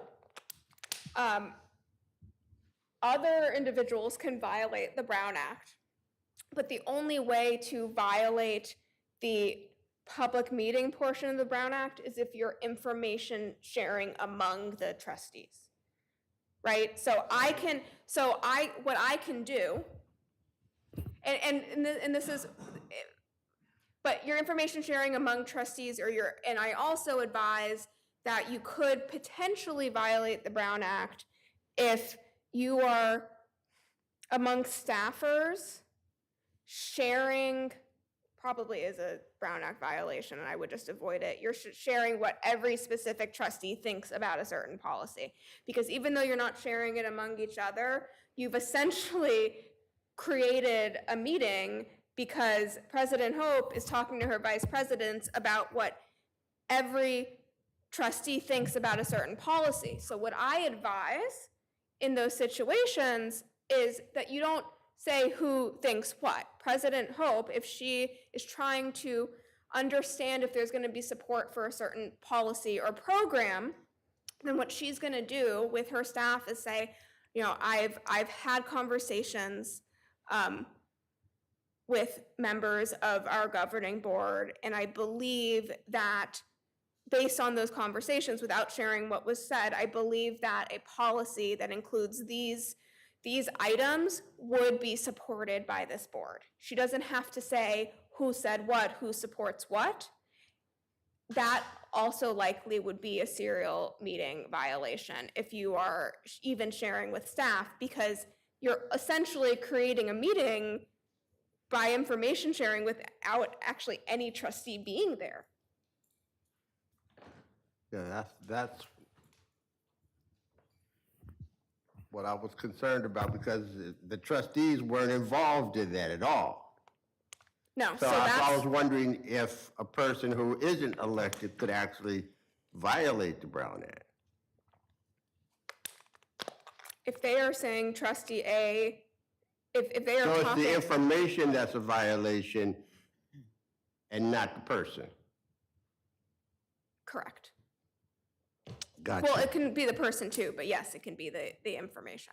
Which is, but to my point about making sure everything goes through your superintendent president, the vice presidents, your administrators who engage with more often with the superintendent president, who sit on the cabinet, are going to have a baseline understanding of the Brown Act. Superintendent president certainly is going to have that understanding because she is the board secretary. She runs the meeting.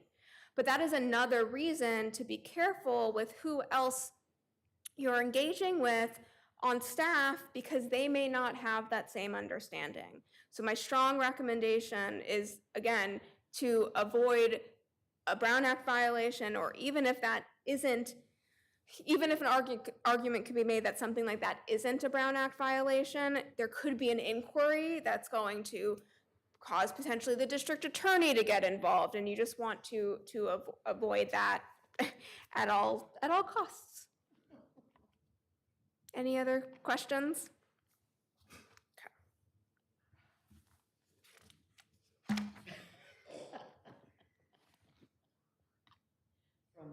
Another thing I will say about serial meetings is whenever I have to send an email communication to a board, the trustees are always BCC'd. Because the issue is not the one-way information sharing, right?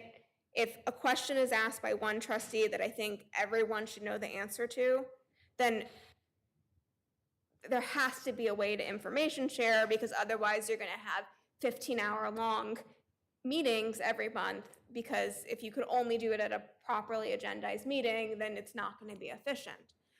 But because it's about the exchange of ideas among trustees, if I'm BCCing, you can't accidentally reply all and unintentionally create a Brown Act violation. Alicia, that's a really good strategy. It also kind of reinforces why sometimes when I send an email to all of you, I don't want it to come out like I don't want to hear from you, but I will say, this is for your information only, because I'm not wanting to invite a conversation so that we don't get in a situation like this. Yeah, and even if I'm BCCing, I will still add at the top of an email, it says something like Brown Act warning. Do not add anyone. If you have a question, just respond to me. Do not add anyone else to this communication. Sometimes there are CCs, so I will sometimes CC President Hope. It's okay if you want to respond to me and copy President Hope, but you shouldn't be copying other trustees. Okay.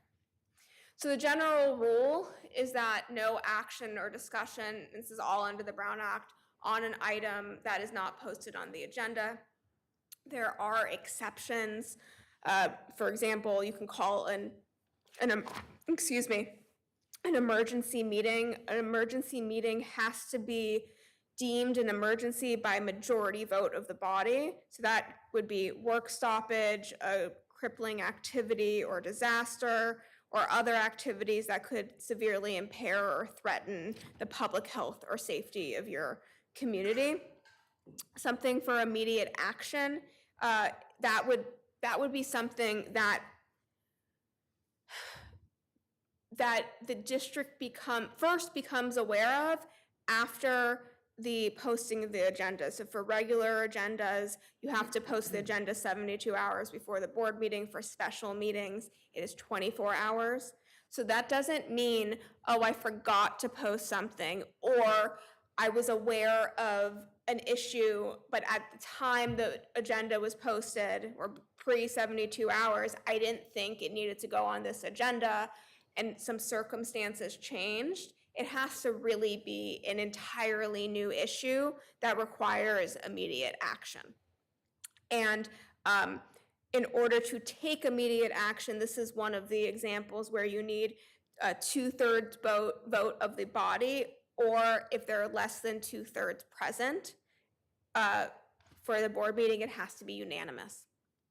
And then the last exception is if you have a item on an agenda. So let's say today you had an item on an agenda that you decided not to take action on, and a board meeting was called within the next 5 days. You could still take action on that item even if it wasn't posted on the new agenda. It just has to be within a 5-day period. I briefly talked about this, but board members or staff may make brief responses to statements made or questions asked. You can ask for clarification, and you can make brief announcements. So for example, today, at the beginning of the meeting, Chair Stefan recognized the passing of one of your faculty members. My condolences. That was not agendized, but that is more of an announcement that can be addressed despite it not being on the agenda. And I've been here plenty of times. At the end of meetings, Trustee Stefan may also make announcements about upcoming events. That is permissible. It's just an announcement. It's so that the community is aware. And then, as you do every month, the board may ask staff to look into some issues. And the way a lot of districts handle this is by having that future agenda item on the agenda. Okay. So I just want to make sure, and I've presented on this before, I just want to make sure that everyone understands your obligations for being present in person for these board meetings. So I'm going to first talk about and you know, this has come up because for 2 years, you were allowed to participate remotely in these board meetings. But as you're aware, because for one reason, because I've told you, as of the end of February of this year, the state rescinded the COVID-19 state of emergency. And it was a state of emergency that allowed for trustees to participate remotely.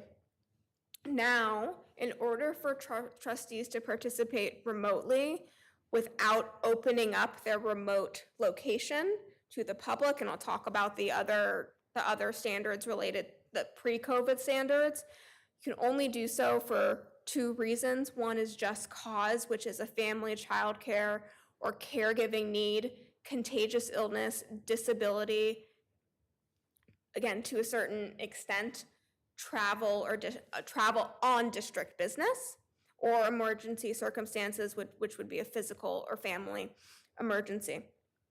Under these teleconference amendments, if a trustee is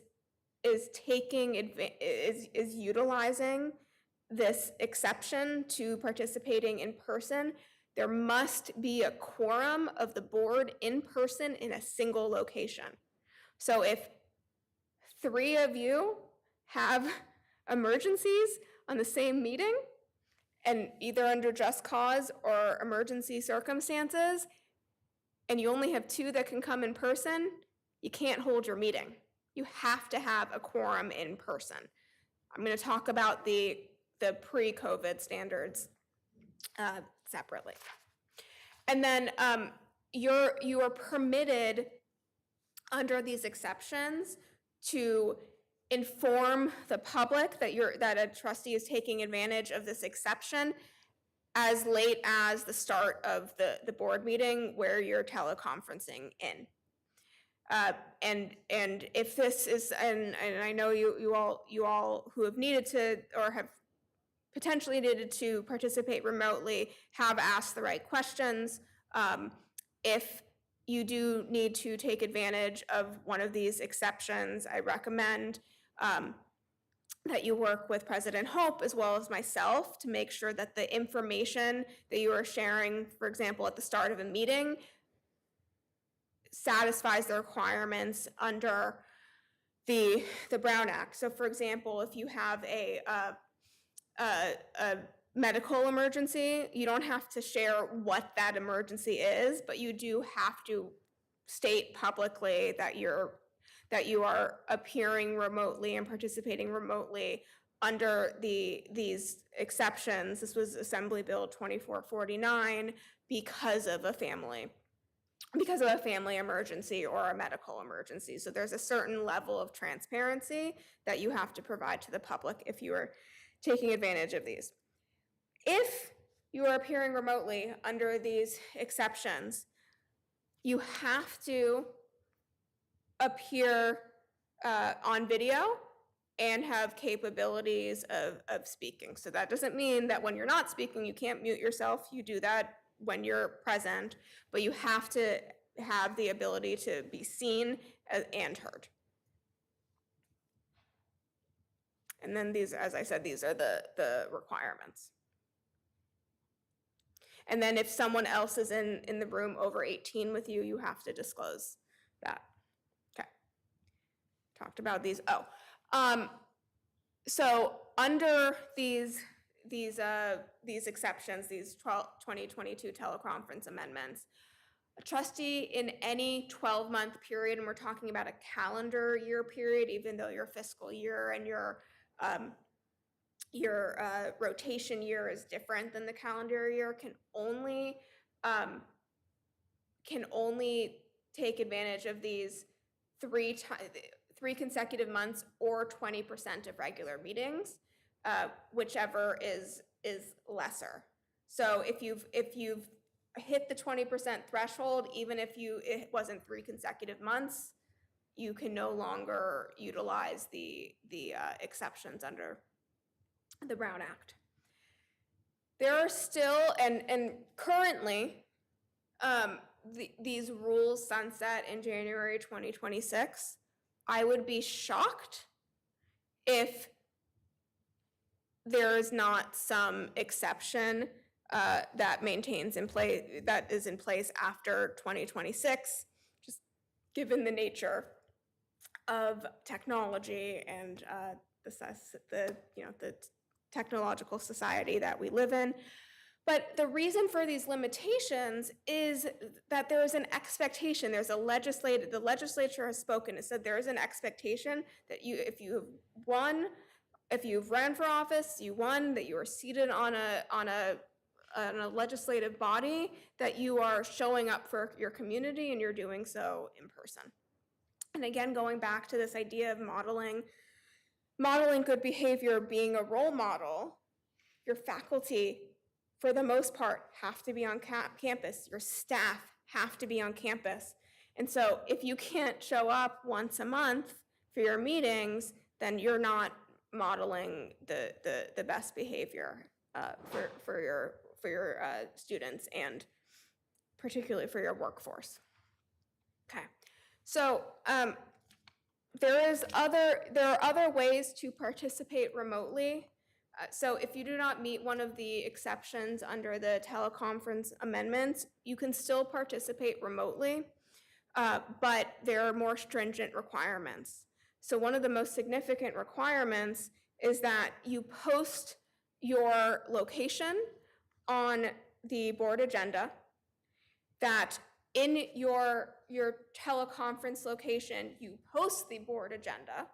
So just as you see in front of this building, the board agenda is posted, the teleconference location, you also have to have the agenda posted. And that you open up your teleconference location to the public, right? You don't want to open up your living room to the public, but this is the only other way to participate remotely if you do not meet the exceptions under the post-COVID-19 standards. And then there are other standards. The quorum standard is a bit different. You don't have to have a quorum at a single location, but you have to have a quorum within the boundaries of your district. So technically, all of you could participate via teleconference, or 3 of you could under these rules if you're all in, and then you could still have the meeting, but you would all have to open wherever your location is up to members of the public. And then when you're opening the location up to members of the public, they have to be able to provide public comment from those locations. Okay. Almost done, I think. Oh yeah, I am almost done. Great. So the general rule is that the purpose of the Brown Act is primarily public transparency. So there are limited exceptions in which you can move into closed session to discuss confidential matters. I've listed the most common closed session items: pending litigation, certain personnel matters, labor negotiations or relations, real property transactions. There are provisions related to the confidentiality of closed session. A person may not disclose confidential information that was acquired by being present in closed session, and confidential information is a communication related to the basis for the legislative body to meet lawfully in closed session. So if you are in closed session and there are 5 of you plus the superintendent president plus me, That's who you can talk to about what happened in closed session.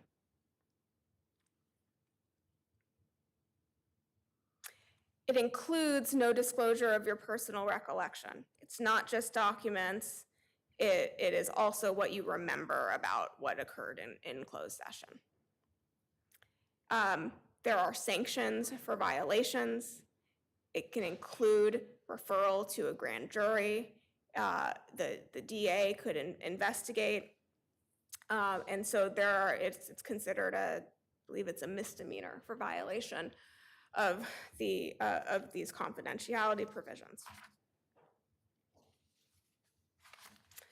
So after closed session, generally the board has to report out to open session what occurred in closed session, but that is limited to really final actions taken during closed session, and specifically if a final action is taken, it has to be done by roll call in closed session, and what has to be reported out is how every member voted. So if you are just receiving information, if you are providing certain settlement authority for a litigation matter, that is not a final action. The only final action would be is if, for example, you are approving a settlement agreement, or if you're receiving information about negotiations and you are approving, you would really approve the bargaining agreement in open session. But if you've come to certain consensuses that result in a final action, for example, approving the hiring of a superintendent president, you can report out, but ultimately the actual hiring will take place in open session. And the nature of the report depends on the type of action taken. Okay, so here are some examples. Open or closed session. This is the last slide, I think. So the superintendent president wants to update the board on a contract grievance arbitration. Is that open or closed session? Okay, what fact is missing here? So a contract grievance arbitration would be considered litigation. It is pending litigation. The only way that the superintendent president can discuss the status of this arbitration is if legal counsel is also in the room, because it's a conference with legal counsel. It's not a conference with the superintendent president. The board wants to discuss budget with the labor negotiator.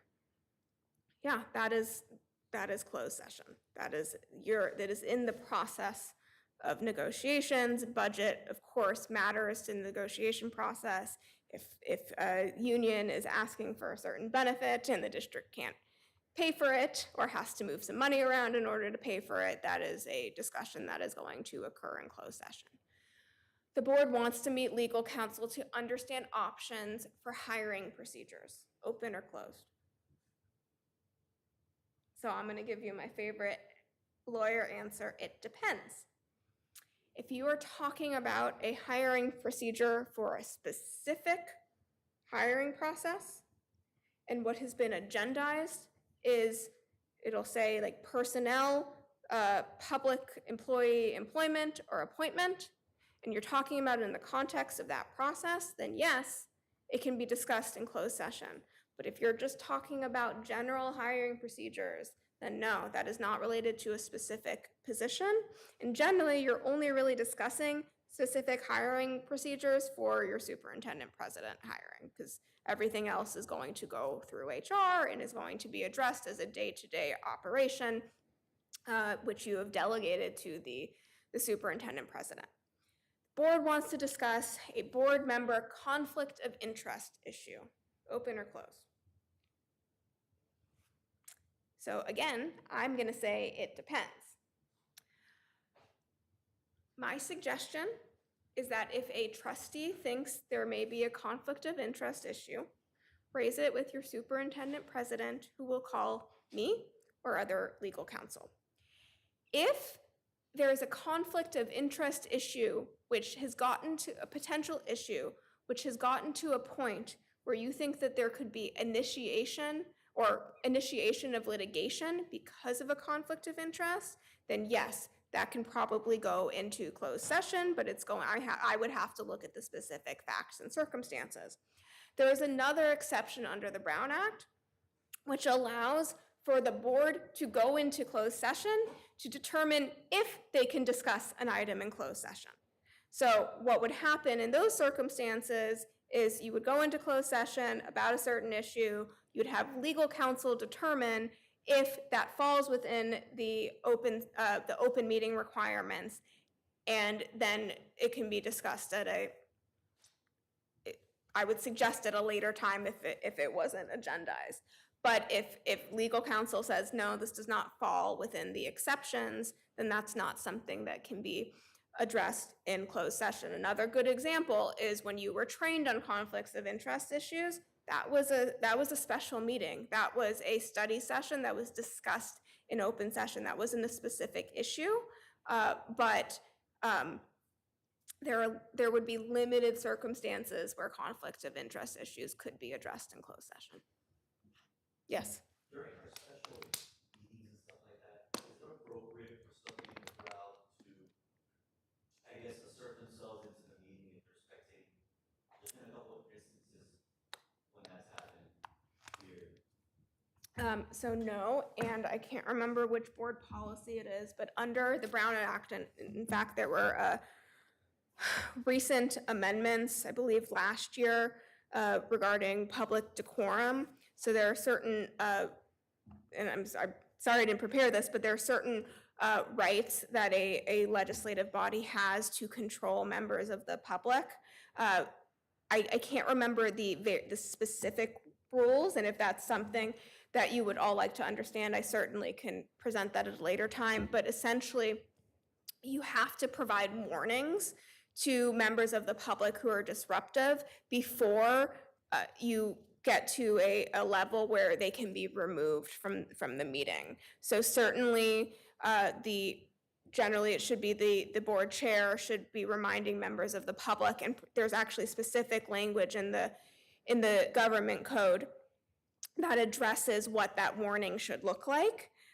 And I believe that there is I can't remember which one it is, but there should be a board policy that addresses decorum, and it probably has to relate, it's probably whichever BPs are about board meetings and attendance at board meetings, because the public does not have a right to shout out, but they also have a right to be here, so they should be receiving warnings before they're being removed. There are certainly exceptions to those warnings if there is a concern for safety, but generally they need to receive that warning, and it has to be within the same meeting.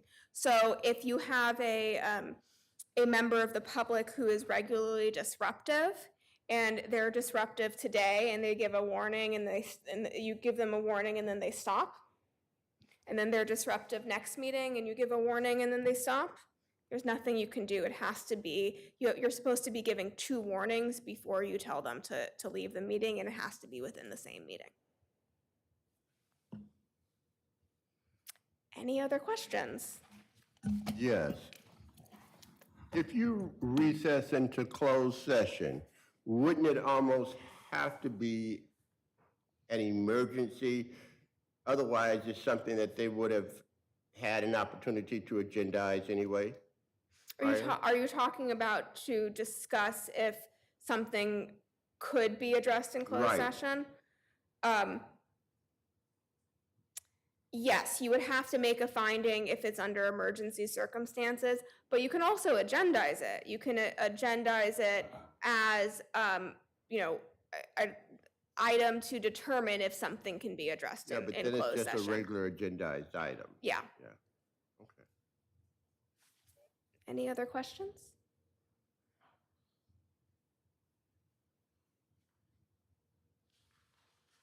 No? All right. Thank you for your time.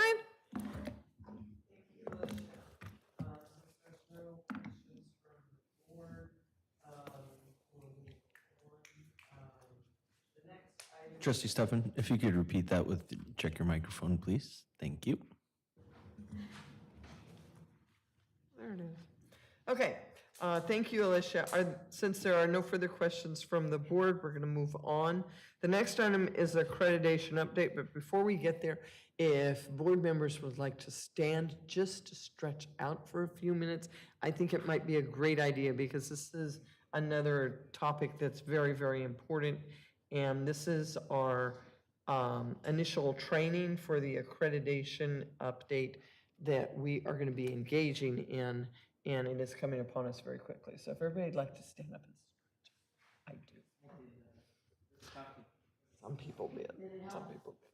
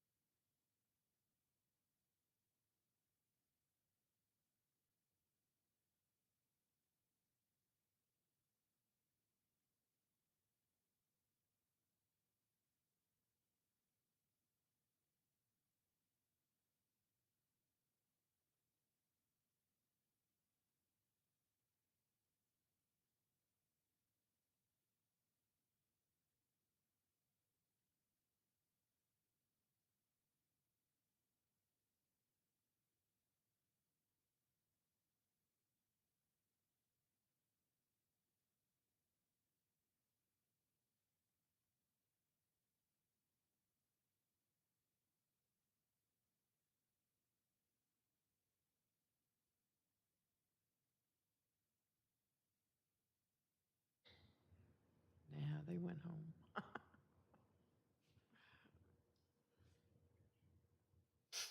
At this time, we're going to reconvene to our meeting, and I'd like to ask President Hope to present this item about the accreditation update. Thank you, Chair Stefan. It's my pleasure at this time to introduce to the governing board Dr. Gohar Mamjian. Gohar and I are friends from back when I used to work at the Chancellor's office. She is also our liaison to ACCJC, our accrediting organization, and she's been guiding us along the way. And so with that, I'm going to turn it over to Gohar to help us orient the group around the really important role that the trustees play in the accreditation process. Hi, Gohar. Hello, can you hear me okay? Yes. Wonderful. I've texted Mr. Robles about sharing the screen so I can share the presentation since it's not allowing me to do the screen share while another participant is sharing. Okay, let's work on that for you. Armando, are you doing that? I have IT helping me out here, just making sure we have the permission set. Okay. That's cool. Gohar, do you want to, while we set things up, explain your role at the commission? Certainly. So I'm so pleased to have been assigned as the ACCJC staff liaison to College of the Desert. For the last 3 years, I've been working with your college leadership to support the comprehensive peer review process, getting ready for the comprehensive review, which you're undergoing right now, and preparing to finalize your institutional self-evaluation report, and preparing for a team to validate where you're meeting the standards, as well as to provide their feedback to you on areas where you can strengthen some of your practices in alignment with our accreditation standards. While Armando is getting the share screen set up here, I think I can go ahead and just give you a brief refresher and overview of accreditation, what it is, its purpose, and why it's important. And then we can go into the board role, its responsibilities, because there's an entire section in our accreditation standards that speak to the board role and governance.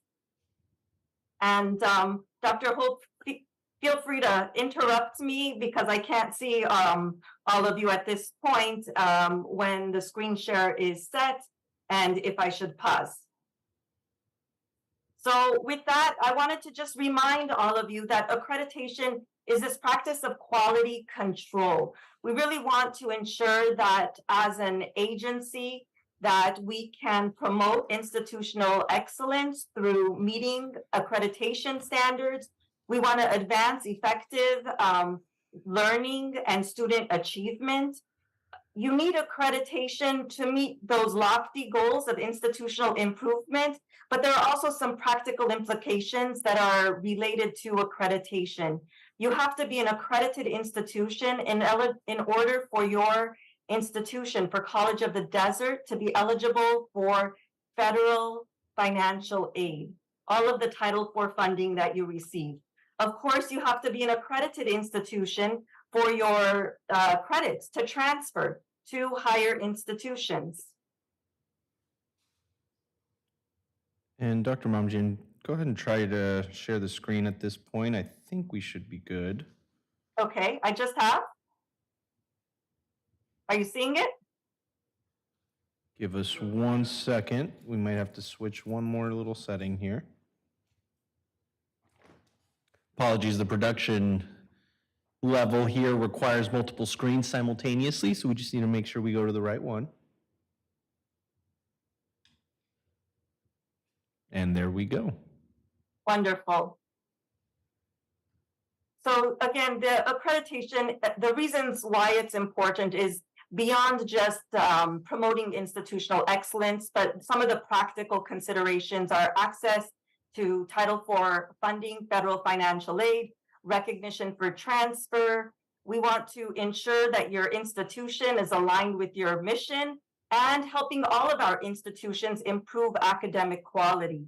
And you, as a trustee, as a member of the board, of course, have a role in that quality assurance mechanism, because you've also got this role of ensuring to your students and the public of the quality of the offerings at College of the Desert. ACCJC, which is the Accrediting Commission for Community and Junior Colleges, it's an independent 501c3 membership organization. Its members are the colleges that are accredited by ACCJC. We are recognized by the Department of Education and are a separate entity from the California Community Chancellor's Office, which sometimes people confuse that. Our member institutions are not only our public California community colleges, though they comprise the majority of our membership, but we also accredit institutions in the Pacific Islands, now in New York, private colleges, nonprofits, urban, rural, all different types of institutions. We are guided by a mission to advance educational outcomes, and our practices and policies are grounded by these core values that you see on the screen, focusing in on institutional improvement, collegiality, student learning, and achievement. And I interact with your college and with you with the common goal in service to our students and for the public good. To give you a brief overview of this comprehensive review process, as an accredited institution, you're always engaged in accreditation work. Right now, you are in that place where you are finalizing your report, which measures and assesses how well you're meeting the accreditation standards. That report will be due in December of 2023. A peer review team will come together, and over 2 semesters, they will evaluate your institution based on the information and evidence provided in that report, as well as based on their focus site visit. That visit will occur in the fall of 2024, so a year from now.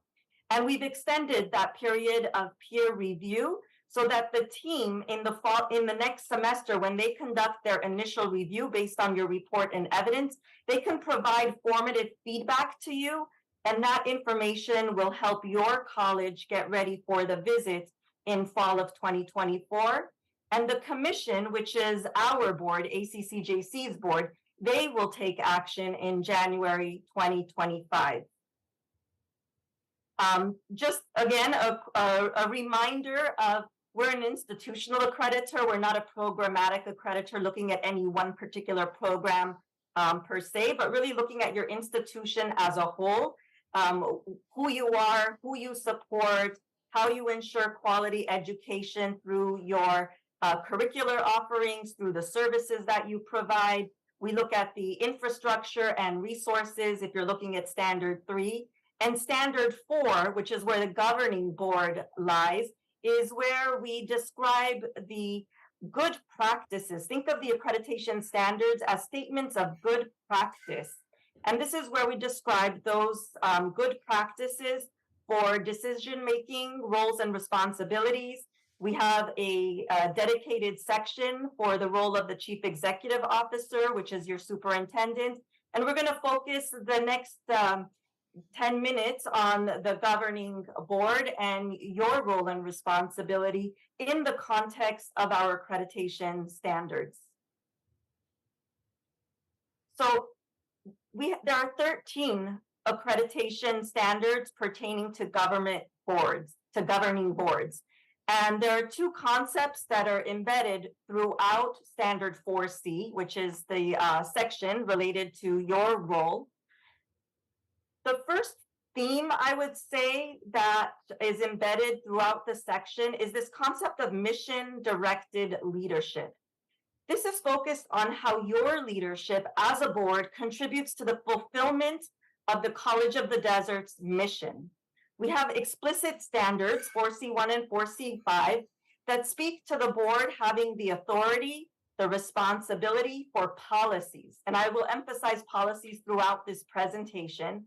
through those policies and authority for those policies to assure and advance academic quality, integrity, the effectiveness of your institution, the resources and services provided, financial stability and viability, so that you can continue to operate and meet the needs of your community and students. The second theme that runs throughout our accreditation standards is this concept of high performance. This relates to your own functioning as a board, because effective board performance, it's about your own accountability. And so we have standards 4C4 and 4C10, which really speak to your role as an independent policy-making body and your role to advocate and defend the institution. You are there to protect the institution, to protect your students, and ensure that you meet your mission. And as part of this professional accountability system, you're also required to analyze your own effectiveness, hold yourselves accountable through self-evaluation of you as a board, and participate, of course, in ongoing trainings. And I heard you just went through this training with the Brown Act, as you are right now, getting engaged with accreditation work and focusing in on areas for improvement. So again, there's this mission-directed leadership concept, as well as your own accountability as a board, evaluating yourselves so that you can be performing, operating at the highest levels possible. And this facilitates, again, the accomplishment of College of the Desert's mission. That is your ultimate purpose. If you think about your roles, we break it down kind of into these like 7 areas. And with this slide, I want to emphasize that the accreditation standards are not unique or significantly different than what you would find in the Association for Governing Boards or other associations that work with governing boards. Some versions of these expectations are also within the other institutional accreditors. So again, this is not unique.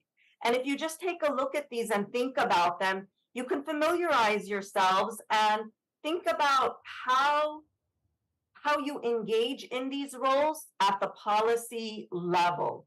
If we look at item number 4, you are engaged in the review and approval of your tentative budgets, your final budgets. You're monitoring the budget with regular updates from your college president.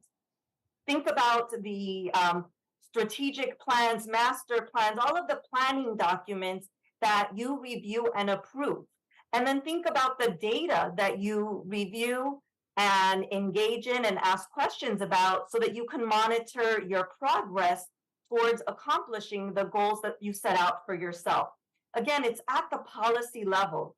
When you think about item 5 and 6 related to academic programs and understanding the educational experience, this is where you're approving curriculum, you're looking at student outcomes, you're looking again at those goals and outcomes to see where you're achieving your mission, where there might be gaps, where you might be wanting to set priorities to reduce those gaps. It's not about your sitting in the counseling office, obviously, advising students or telling your faculty how to instruct students.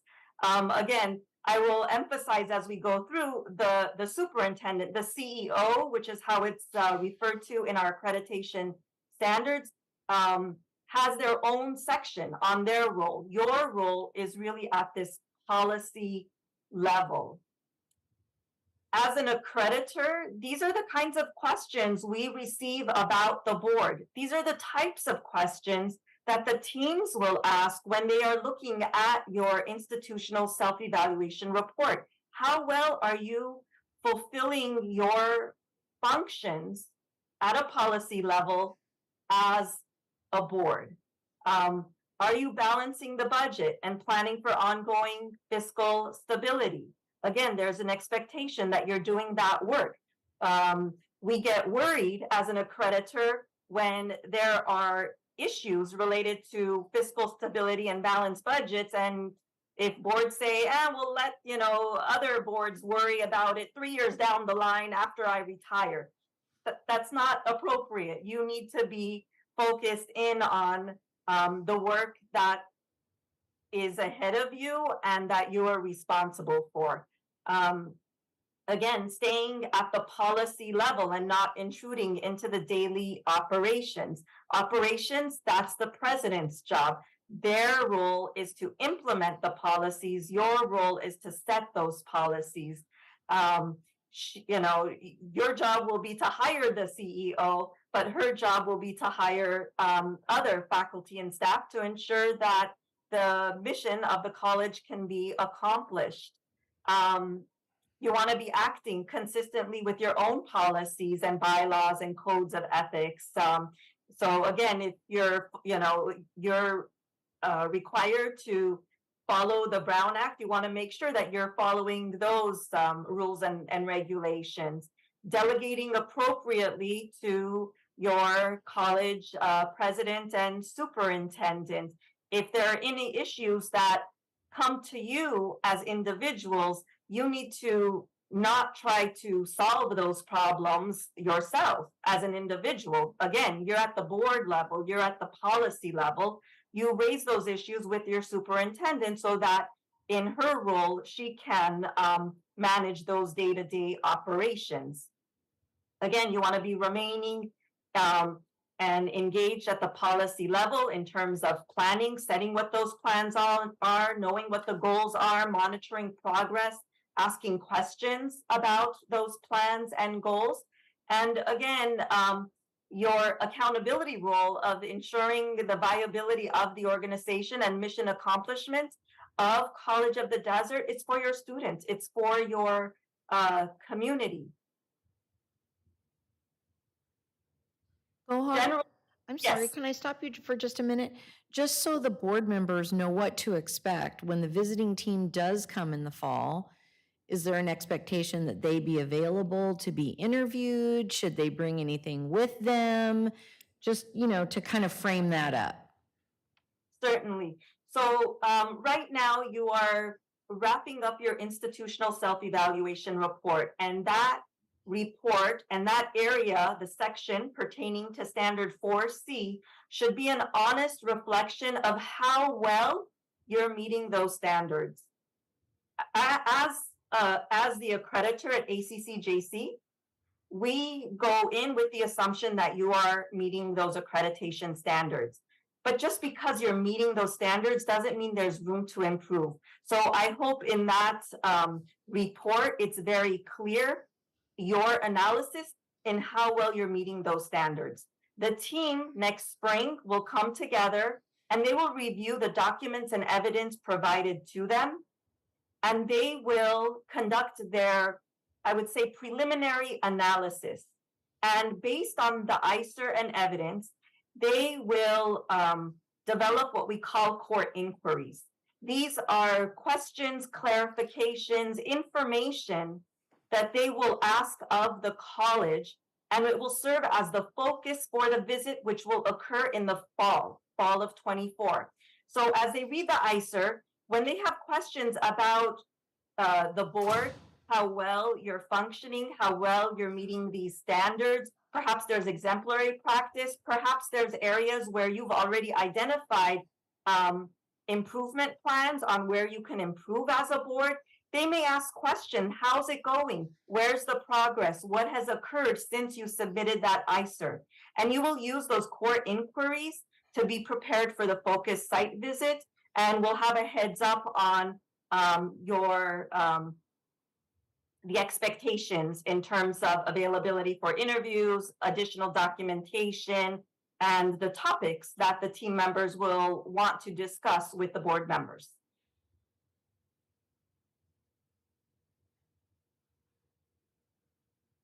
Thank you, Gohar. You're welcome. So our expectations, again, for boards, as they're enumerated in the accreditation standards. Gohar, I'm sorry, Trustee Oden has a question for you. Yes. When you're conducting your accreditation, are there certain areas that boards generally fail in, or certain key areas where you have to make recommendations? every institution has its unique set of issues that they encounter. I would say particularly coming out of the pandemic, looking at, over the last few years, having boards review and update and having all of their board policies and procedures up to date has been a little bit of an issue. Again, there have been so many priorities. Sometimes that gets lost in the mix. So you want to make sure that your actual policies and procedures are up to date, following their timelines. Again, so you can be operating according to the most current and relevant policies and procedures. That's a priority. I would say colleges run into issues sometimes when there's turnover in their board membership. So you have a lot of new people. If you'll allow me to say, sometimes you have new young people who are very enthusiastic and energetic. Maybe they were on, a local school board and they want to get in and do a lot of work, and they start, making promises to other organizations, and that gets them into trouble. It creates a little bit of havoc for the president, because you, as any board member, as an individual, doesn't have authority. It's when you take a decision, when you make a decision as a board, that is what gives the authority for moving forward and implementing those policies that you set. So sometimes when there's turnover, not having clarity on what are the roles and responsibilities, and having board members get into the daily operations can become problematic. I don't want to give you all of the bad examples.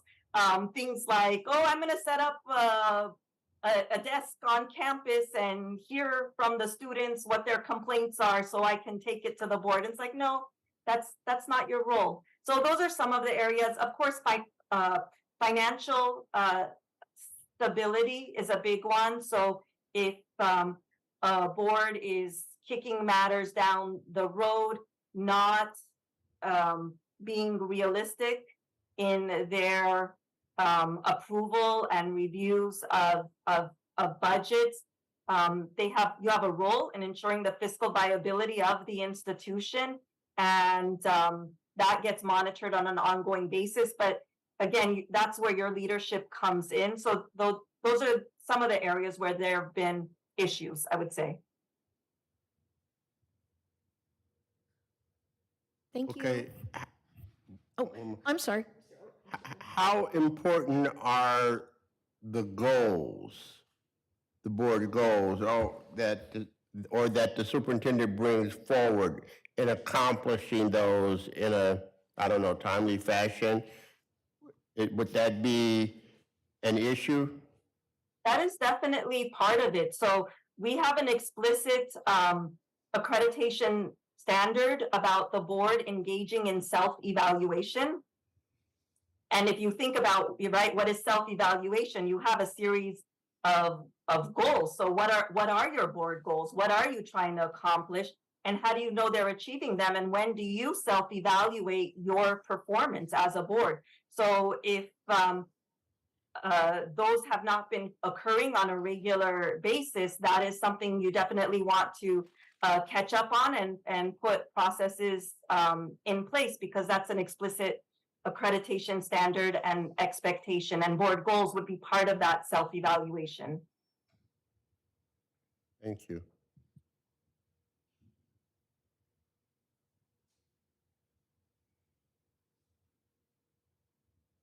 So again, in speaking about these general expectations, and here it is on this slide, thank you for that question, right? It's, you do as a board need to act collectively, setting clear policies related to your mission, delegating implementation of the policies to your superintendent, and then monitoring results of that implementation at a high level. This is part of your fiduciary responsibility, representing the public trust. You're a trustee and you are representing the public trust in that regard. You're acting as a collective entity, like the example I provided before. No one person, no one trustee makes a decision. You as a board make a collective decision. And again, an area where boards sometimes get into trouble is if there's a lot of disagreements. And it's okay. I mean, you're bringing multiple perspectives. It's okay to disagree. But when you take action, in the end, whatever that action is, you need to stand by that decision. Not hold grudges with each other, not go, to the newspaper and say all the reasons why that was a bad decision. You need to support the decision because that is the decision that you took as a board in service to your public, in service to the students, in service to the college, and you need to stand by that, even if you personally were not in favor of it for whatever those reasons were. So that is an area that also, when you have boards where there's a lot of split votes or, again, changes that take place in turnover, that's okay. But when you take a decision, you gotta stand by that decision. And again, making sure your policies, bylaws, code of ethics, all of that is up to date, current, relevant, and you're ensuring that you're abiding by those your own policies and procedures. And with regards to delegating authority to the college president to manage the institution, again, think about, you're taking care of the what the policies are, but how they get implemented is what you're delegating to your superintendent to make sure it happens. And if that job is not getting done the way you like, or it's not happening, then part of your role is to hold the superintendent accountable as well. But it's not for you as a board or any individual board members to get that job done. Again, you set the expectations of what needs to occur, what those policies are, what those goals are, what the budget is, but how it gets implemented on a daily basis, working through the faculty structures, administrative structures, governance structures at the college, that is the superintendent's role. And your performance, how you act as a board, has, I would say, deep repercussions for institutions. And I see it when you have boards and things are, I'll just say, just a mess. There's either intruding into daily operations, a lot of crossing the line between the superintendent's role, a lot of disagreements that go out into the public papers, a lot of different conversations individuals have with constituency groups that negatively impacts morale. And colleges are there to serve their students, and when their morale is impacted, it's hard for them to perform at the highest operational level. On the flip side, I've seen also with the high performing boards how you, in your role and how you operate, is a place for inspiration for colleges as well. When they're inspired by how you are operating, how you stand by your policies and effectively delegate to the president, they all get in line. They want to do good work, and they're following your lead in performing their duties and knowing very, very clearly what the goals are, what they're being measured against, and moving forward with those priorities. I think the big point is that you need to set those policies, say what the what is, and then trust your president to do her job of implementation. And that's how so many of the challenges that our colleges are faced with today, that's how you address them in a positive way, whether it's coming out of COVID or housing or mental health, the enrollment issues, equity issues. Again, when there's clarity at the board level and effective delegation of responsibility to the superintendent and holding them accountable to the job that they were hired to do, it trickles down, and that morale at the college and excitement to do good work, it comes through. And as you think about, again, your own effectiveness, as you engage in self-evaluation, through, this year, the next year, think about yourself, what is our accountability to the mission? What is the primary purpose of College of the Desert?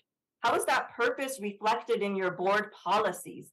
How do you work with your college superintendent, with the CEO, together to serve your communities? This is all in service to fulfilling the mission of College of the Desert. How are you holding the college and yourselves accountable for student success?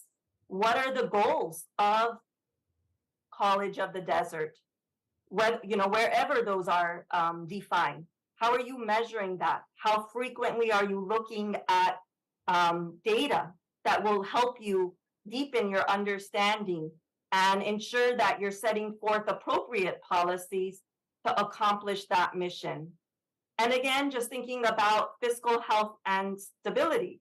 What are the policies that you're setting forth to ensure that College of the Desert will continue to operate and serve your community through time, through all of the various challenges, through the prudent use of funds, through sound budgetary fiscal management policies? What are the questions that you ask to make sure that the budget reflects what your mission is? How do you know it's aligned with what the goals are of the district? And then, of course, making sure that you're doing this in a manner that's compliant with regulations, rules that you are bound by. This concept of focusing, on the what, not the how. That's how I like to describe your staying at the policy level, delegating implementation to the CEO, monitoring results, and ensuring that College of the Desert is accomplishing the goals that you set. For trustees, what I think sometimes is difficult, I encounter this particularly sometimes in multi-college districts. So if you can imagine a trustee, is elected to the board of the district, and that district has colleges in different areas of the county or in the region. Their alliance is for the district as a whole and all the students that it serves. And so as you think of your role, yes, you've been elected by regions, but you are not there to represent a distinct or unique interest to the persons who elected you. Your alliance, your role, your responsibility is to College of the Desert and all the students that your district represents, that your district serves. Sometimes also, if we want to get into the examples where things go wrong, think about constituencies. Again, think about who elected you. Again, your alliance is not to the persons who elected you. Your alliance is to the college as a whole. That's what you've been entrusted with to ensure the quality of that institution. And so that mission needs to be your North Star. And again, when there's turnovers and new board members, that sometimes becomes a challenge to overcome. And through these trainings and conversations, as a board, you will see how your authority at the policy level leads to accomplish the goals, again, in service to your students. That's why you're a board member, in service to your students, in service to your communities, and the development of your community through the lives that are being changed, that the college engages with those students. These questions, again, as you think about your own continuous improvement, as you think about your functioning and celebrating as a high-performing board, you want to always ask yourselves, it's not just about minimally meeting the standards, what can we do to make our board more effective? How can we help our superintendent, our CEO be successful? How will this help? How can we help our college be successful? And how do we as a board focus on our own effectiveness? How do we self-regulate? How do we reflect as a board to make these improvements? And when you're focused on that, then you can shift also. You can go back and forth. How are we as a board effective? And how are we as a board focused on student success, focused on student learning, supporting our college leadership, and really modeling and building a team culture of trust and respect where we can accomplish our mission. So with that, I just wanted to thank you. I hope you will have the opportunity soon, if you haven't yet, to, of course, read your self-evaluation report, read Standard 4C, and I look forward to engaging with you, with your peer review team, as you go through this accreditation process. So with that, I'll just pause and see if you have any questions and stop sharing now. Thank you. Question. Go ahead. What percentage of the report is spent securing information from the public? So the information from the public, your college is required to notice the public, your college community, about the opportunity for third-party comment. So there should be a link on your accreditation website, perhaps a discussion at a board meeting when the report is available for the public and available to ACCJC for any opportunities to comment. And we receive those third-party comments. During the visit process, both in the first semester when the team is engaging through its review of the report, there will be an open forum, and your college will be obligated to advertise that there's an open forum. So anybody who wishes to make comments to the team can make those comments. And when the team arrives on campus in the fall, there will be an in-person open forum, and anyone can come and make public comment. And your college is required to advertise that availability for the third-party comments and open forums. The report itself, it's the evidence and information that your college gathers to, it's that information, not necessarily any public comment. Third-party comment and the open forums is where the public would have opportunity to partake. Okay. I would like to thank our superintendent because, you know, I've hearing it from this information from an outside party makes a difference. I heard some things today differently than I've heard them before. It was the same information, but I see it differently now. So thank you for securing it, and thank you for sharing so much and giving us so much insight on issues. I think I see my responsibility in a broader sense than I did when I woke up this morning. So thank you.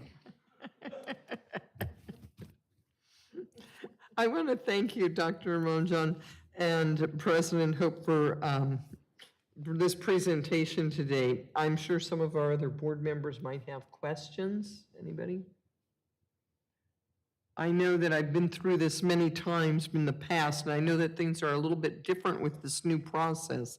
I do want to thank you for presenting this great information in the high energy level. I know that in the past with the old system, there were like online sessions or I guess that's what you'd call it, online classes that you could attend. Are they making anything like that available for this new accreditation process that we're in now, or is that just not out yet? We are in the midst of revamping all of our materials and training opportunities available online since we've just adopted the 2024 accreditation standards. And so we'll provide that information to Dr. Hope once as it becomes available. Right now, I would say focus in on the accreditation standards themselves. We do have a guide to accreditation for governing boards. It's a 12-page, very short guide, if you will, that you can peruse, and I suggest you take a look at that. And as the information gets revamped, we'll let you know. Okay, thank you very much. But like I said, you've got the high energy to pull this off, because I know that with the session, I had to go back several times and restart. But I was doing it online before, so, but you really pull this off great. You were wonderful for this. Does anybody else have any questions or comments? I just had a comment. I know we're in good hands because I've been on a opportunity to do a visit with our representative that spoke to us today, and it's not a person that is going to say, I got you. It's a person that is going to be here to try to just help us. And so I'm very excited. When President Hope told me who was assigned to us, I was elated about that. So looking forward to seeing you. Thank you, Dr. Kinnaman. Thank you so much, Gohar. We really appreciate you spending some time with us. And I wish we were being accredited using the new standards, because there's about 30 of them rather than 140 something, which is what we're doing now. But we will have that opportunity 8 years from now. So we're actually under the old standard. We are under the old standards because the commission is just in the process of transitioning, and Gohar and I work together on the effort to update to the new standards. So thank you. Thank you so much again. And now we're going to move into 5.03. This is the AP and BP review process. And President Hope is going to be presenting these two items, and this is critical for the accreditation. And it's something that we're kind of a little bit behind on because of our AP and our BP being a little contradictory. Yeah, as Gohar mentioned, one of the things that does happen during something big like the pandemic, sometimes things that were formerly systematic sometimes go by the wayside. So one of the things that you'll find in your packet is what I'm proposing to the college community, and I've presented this to College Planning Council already, is that we take a more systematic approach to board policy and administrative procedure review. My assistant, Irene, has done an amazing job at looking at policies and when they have been reviewed and when they've been updated. And what we've discovered is that we've lagged behind a little bit. And so in order to get us back up to speed, what I'm proposing is a more annual approach with our chapters, which is what most colleges do, which means we would start with chapters 1 and 2. Now, chapter 1 primarily deals with the district, but chapter 2 deals with the board. So that means this year I'll be bringing a lot of the policies that affect the board back to this body for review, and that'll impact our administrative procedures as well. The College Planning Council is very supportive of going in this direction, and if the board is as well, then I'll move toward implementation of a strategy that looks like this. As evidence of some of that disconnect, you also have included in your packet AP and BP 2745. And 2745 is the board self-evaluation. We did not do a board self-evaluation last year, so it's something we need to catch up on. But one of the things that presents a challenge when you don't look at APs and BPs systematically is that sometimes they conflict. So if you look at the board policy 2745, under the first bullet, a board self-evaluation committee shall be appointed in April to determine the instrument or process used in the board self-evaluation. So that would mean this spring. If you look at the administrative procedure, the second bullet says that you're going to complete the self-evaluation form and submit it to me or my administrative assistant before the first board meeting in February. So the timelines are a little off. And so, as you can see, these were evaluated at 2 different times. The AP was last evaluated in March 2013. The BP was last evaluated in July 2018. So that also occurs when you don't look at things at the same time. So I'll likely be bringing this back to the board for revision in order to align these. Do you have something, Trustee Gonzalez? Well, I'm a teacher. I'm an old teacher, so I always know when people have questions. Trustee Gonzalez, if you could please. Thank you. Bonnie, unless, I thought we did a board, one last yeah, we did. year. I don't remember what month. I know that Trustee Perez was the chair of the board, or the president of the board, and I know that I was sure that we had conducted that, but we hadn't done one this year because we noticed the conflict on the timelines, and so it hasn't been done yet this year. Correct, and And I think that's where we're lagging. right, that's where we're lagging. Yeah, yeah. Yeah, Because, we've usually done it right when the new board is seated. is seated or rotate right after the rotation. And there were so many issues and so many problems, it was kind of pushed back.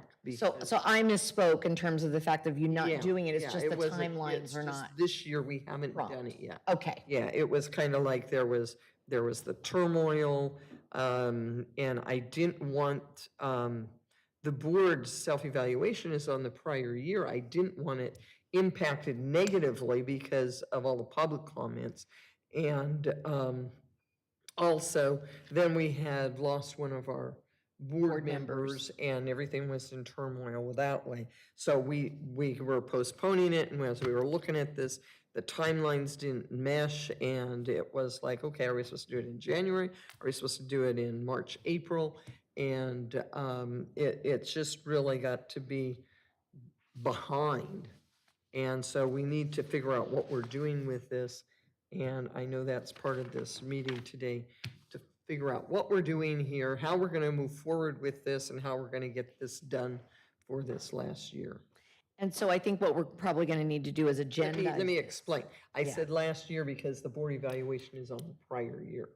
Right, So we've got to make up for the prior year before we can move forward, or unless we figure out something else from this. I just wanted to make sure Yeah. that Yeah, the document that we did it was do. done in Ruben's term, but that was for the prior year.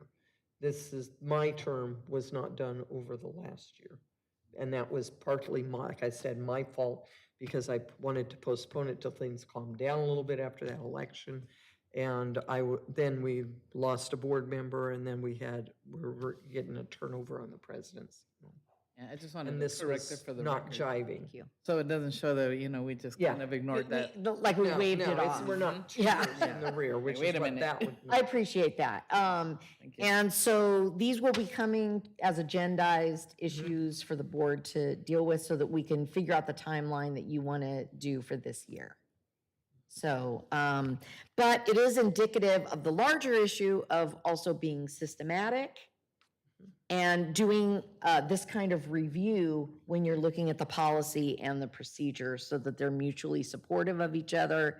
And I think both Gohar and Alicia kind of reinforce the importance of timeliness on these documents, because that is one of the things that the commission is going to look for. One thing I like the fact that this is very systematic, but I know that Triple CT and the Chancellor's Office will sometimes send us updates because there's been a law passed or something, and then things get kind of out of order.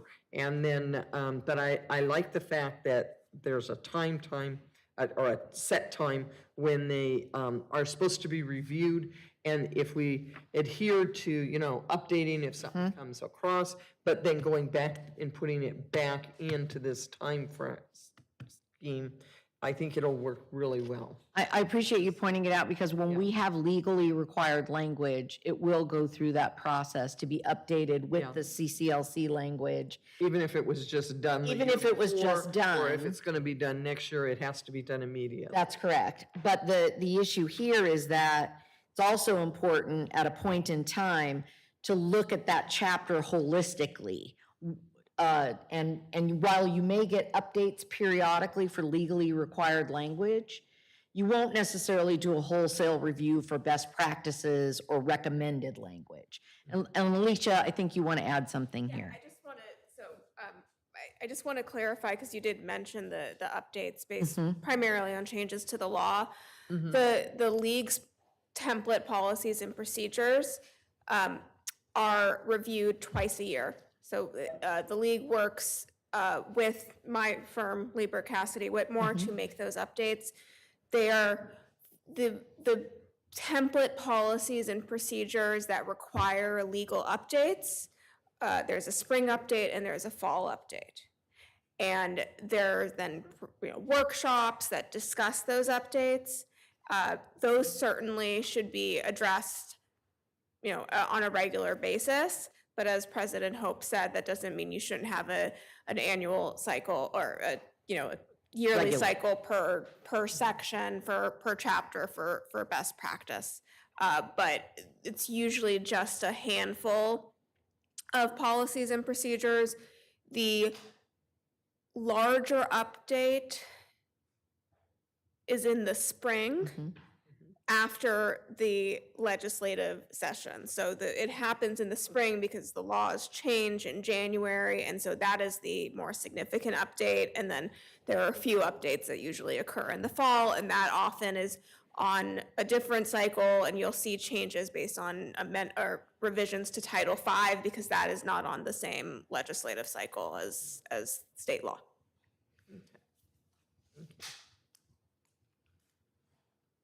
Thank you, Madam Chair.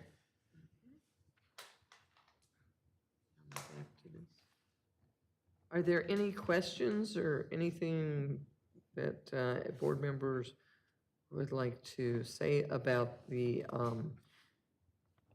administrative procedure or the board policies? Just a thank you to President Hope for bringing it to our attention and for getting it, taken care of.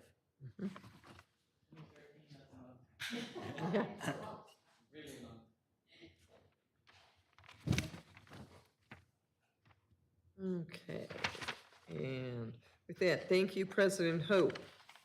Seeing no other questions or comments from the board.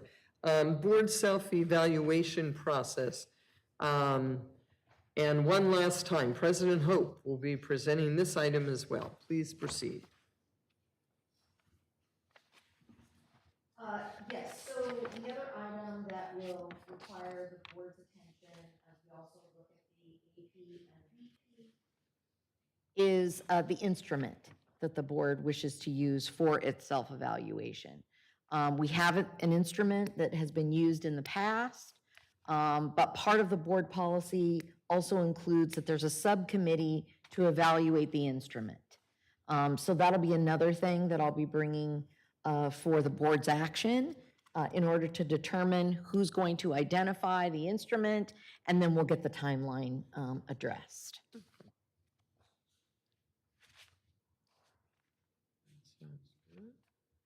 And thank you, President Hope. Are there any questions about that from the board? So this will be on the next agenda, the AP, the BP, and what is it, 2745, I think it was. And then the evaluation questionnaire thing that we need to set a committee up for, so that we can get that concluded soon. Okay, any other questions from the board on any of that? Seeing none. At this time, we'll move into public comments. This request to address the Board of Trustees regarding matters not on the agenda, remote public participation is allowed and will be accepted in person by email to otp@collegeofthedesert.edu during the meeting and submitted for the record or by using the raise your hand function by joining the Zoom link pursuant to District Administrative Procedures 2345. Each speaker will be allowed a maximum of 3 minutes per topic.